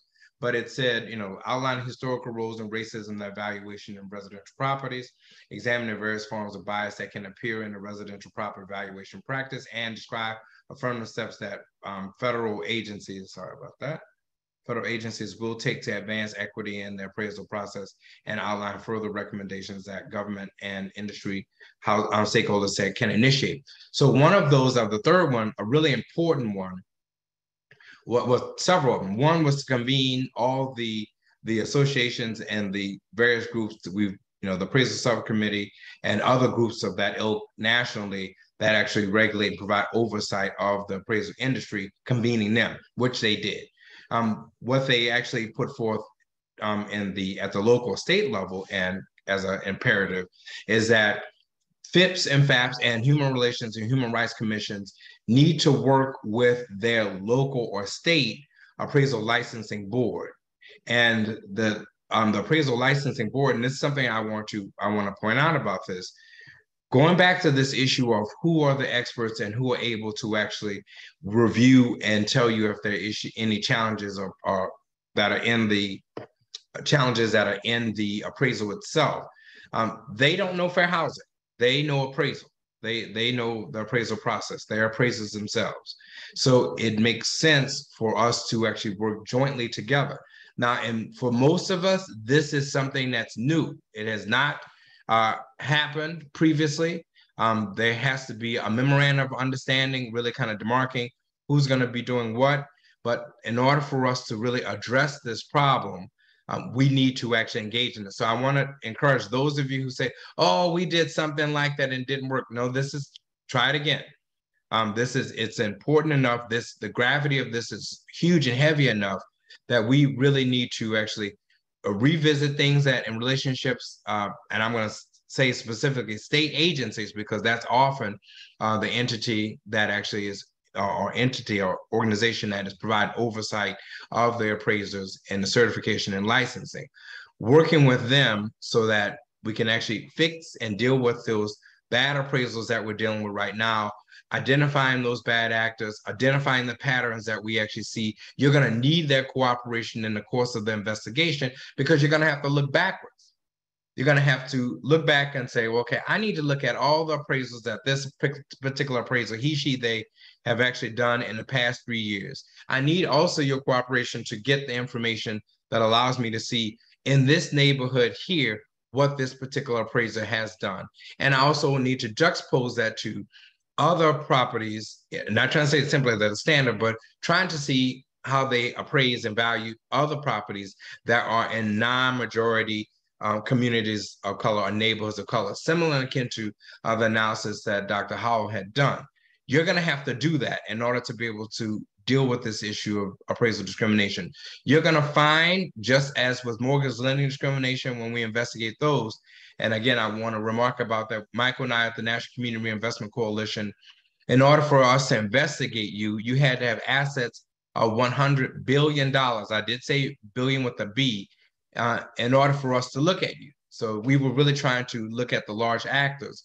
And the same way that the same approach to prima facie, theories of discrimination and prima facie approach that we use to conduct those investigations, my FIPS, FAPS, my Human Relations Commission, my Human Rights Commissions, we want you to employ and utilize the same approach, because it's going to take that in order for you all to not only investigate that single act of discrimination, which doesn't stand alone, but in order for you to get a clear understanding of the pattern and the behavior of the appraisals in your market and the particular appraiser whose behavior is in question and the subject of investigation, but also in order to be able to remedy any other future appraisals that are going to be done, we need to work, we must work with those appraisal licensing boards and certification boards in our respective jurisdiction. So with that, we can go to the next slide. And I think we're just going to be wrapping up and quickly talk about these two cases, talk about the two examples of leaders, in my opinion, that have actually dealt with this differently. So before I give it back to Michael, I want you to understand there's a memorandum of understanding that each of these fair housing organizations have actually engaged in with their respective appraisal licensing and certifying boards. So that needs to happen. So the only two that have it thus far in the country is the state of California and the state of Texas. We trained both of them to conduct their investigation. So there is some traction. We want to encourage the Commonwealth of Pennsylvania to do something similar, which I think that's underfoot right now.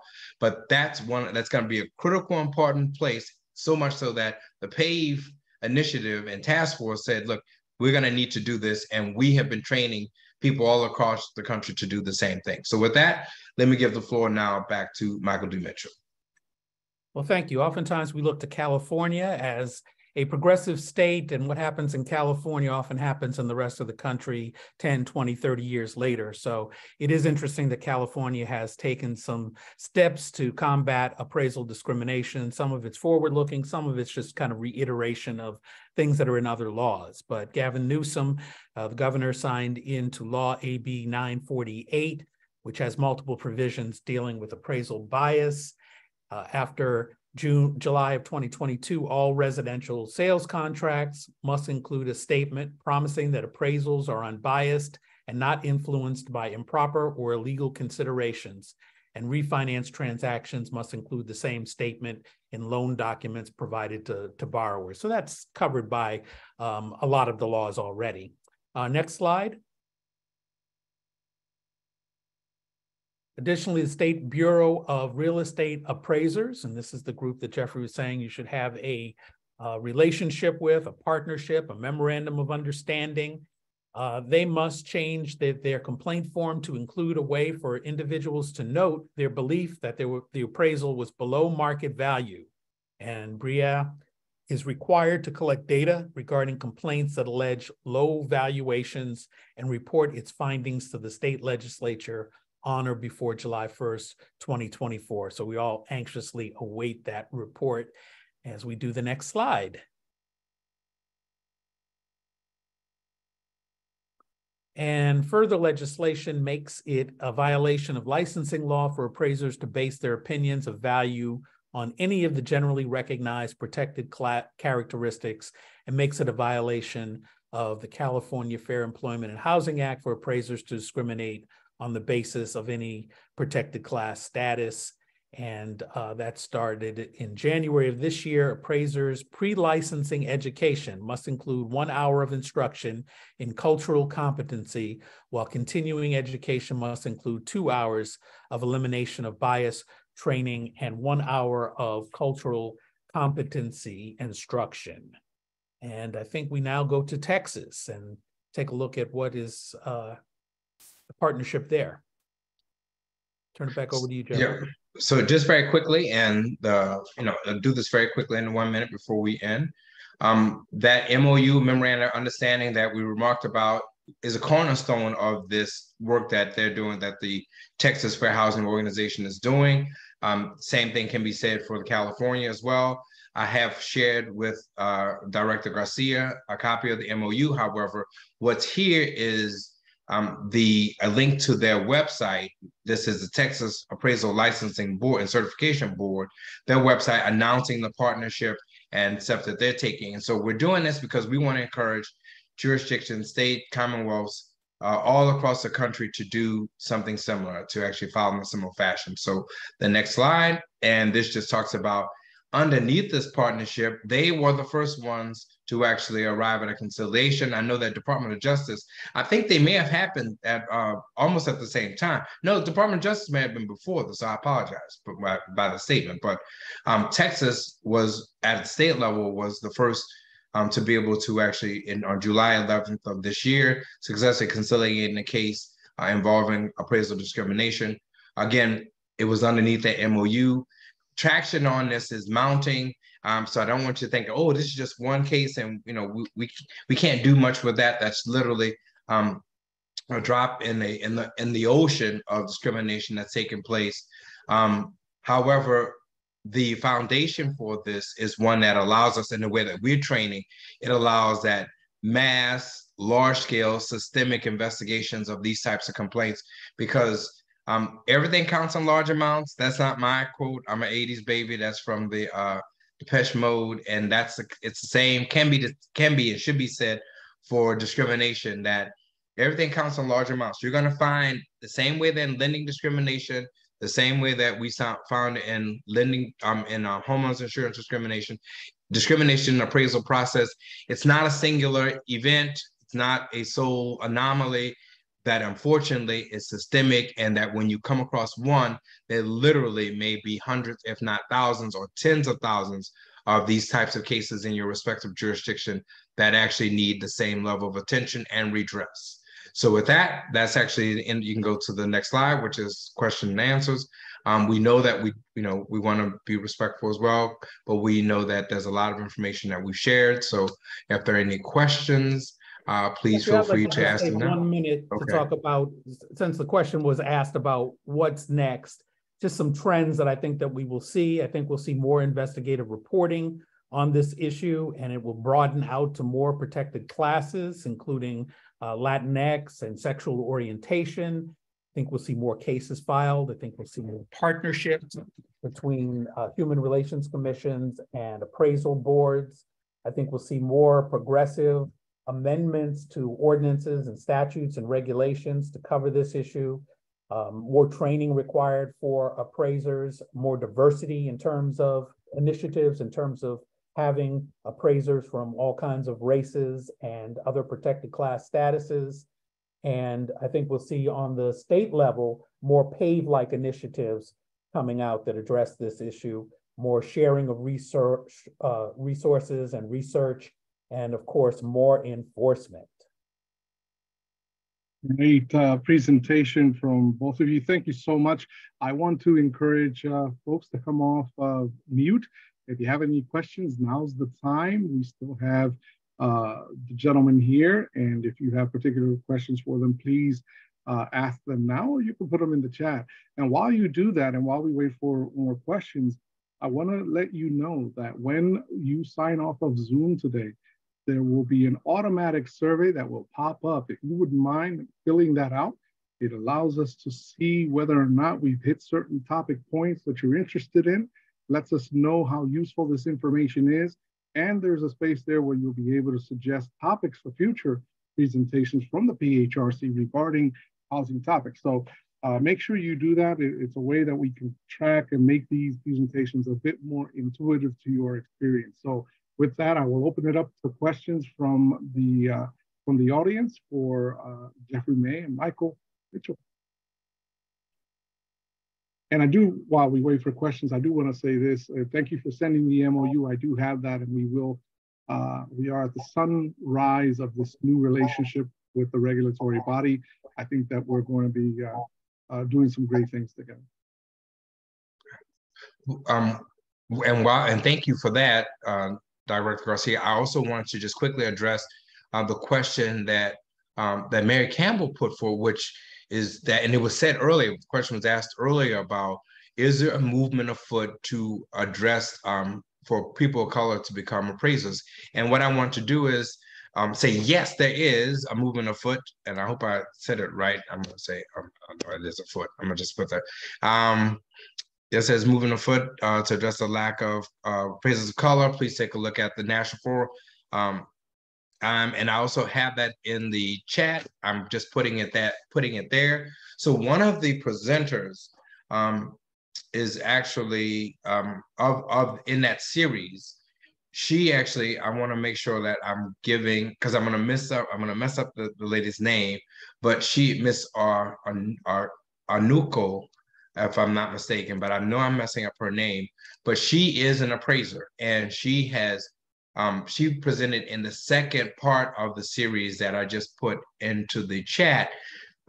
She has taken on the imperative and the initiative to actually recruit, bring more people of color, more women into the appraisal field and industry. And so we do want to encourage that. We do want to champion that because that's one of the ways in which we're going to be able to address and deal with this is by having more people of color, more women, more persons who are members of protected classes appraising properties and value and arriving at values. That's one of the really important ways, and it was identified as we remarked about in the PAVE action items. So yes. Any other questions, either in the chat or from the audience?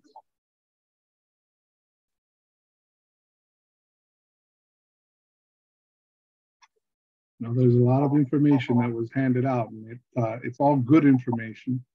So if there are no questions, I'm going to go ahead and thank both Michael P. Mitchell, Jeffrey May, the bow tie guy. If you forget his name, just remember the bow tie guy. Also, Dr. Junia Howe for an incredible presentation. All the presentations were incredible, great information. I also want to thank Cassandra and Susan for their help with ASL translations, the executive director for his support and open-mindedness in allowing us to continue to look for ways to bring people together, to talk about these issues in a way that hopefully has people lean in and see themselves in the solutions and not think of this issue as a them problem, their problem, those people. It's about we and us. And the sooner we can get on board with that train of thought, the better it's going to be for all of us. As Dr. Howe said earlier, it's a we problem. We have to fix it. We always talk about systemic racism, or we always talk about patterns of systemic racism and discrimination. We are the system. We did this to us collectively, right? And so we are empowered to be able to fix these issues. I want to thank everyone, reminding you also that when you sign offline, you will have that survey pop up. Please fill that out. It will inform us about our topics in the future. Thanks again for everyone that was here. Let's see here, just checking here one last time. People are making comments to all the presenters. Great presentation. And then the presentation will be sent out. This is also being recorded, and the link will also be sent out so that you all have it and you can revisit it. With that, if there are no further questions, I want to thank you for hanging out with us and for having this time. Thank you again to all the presenters, and we will see you next time that we have a great event as great as this one. Thank you. Thank you all.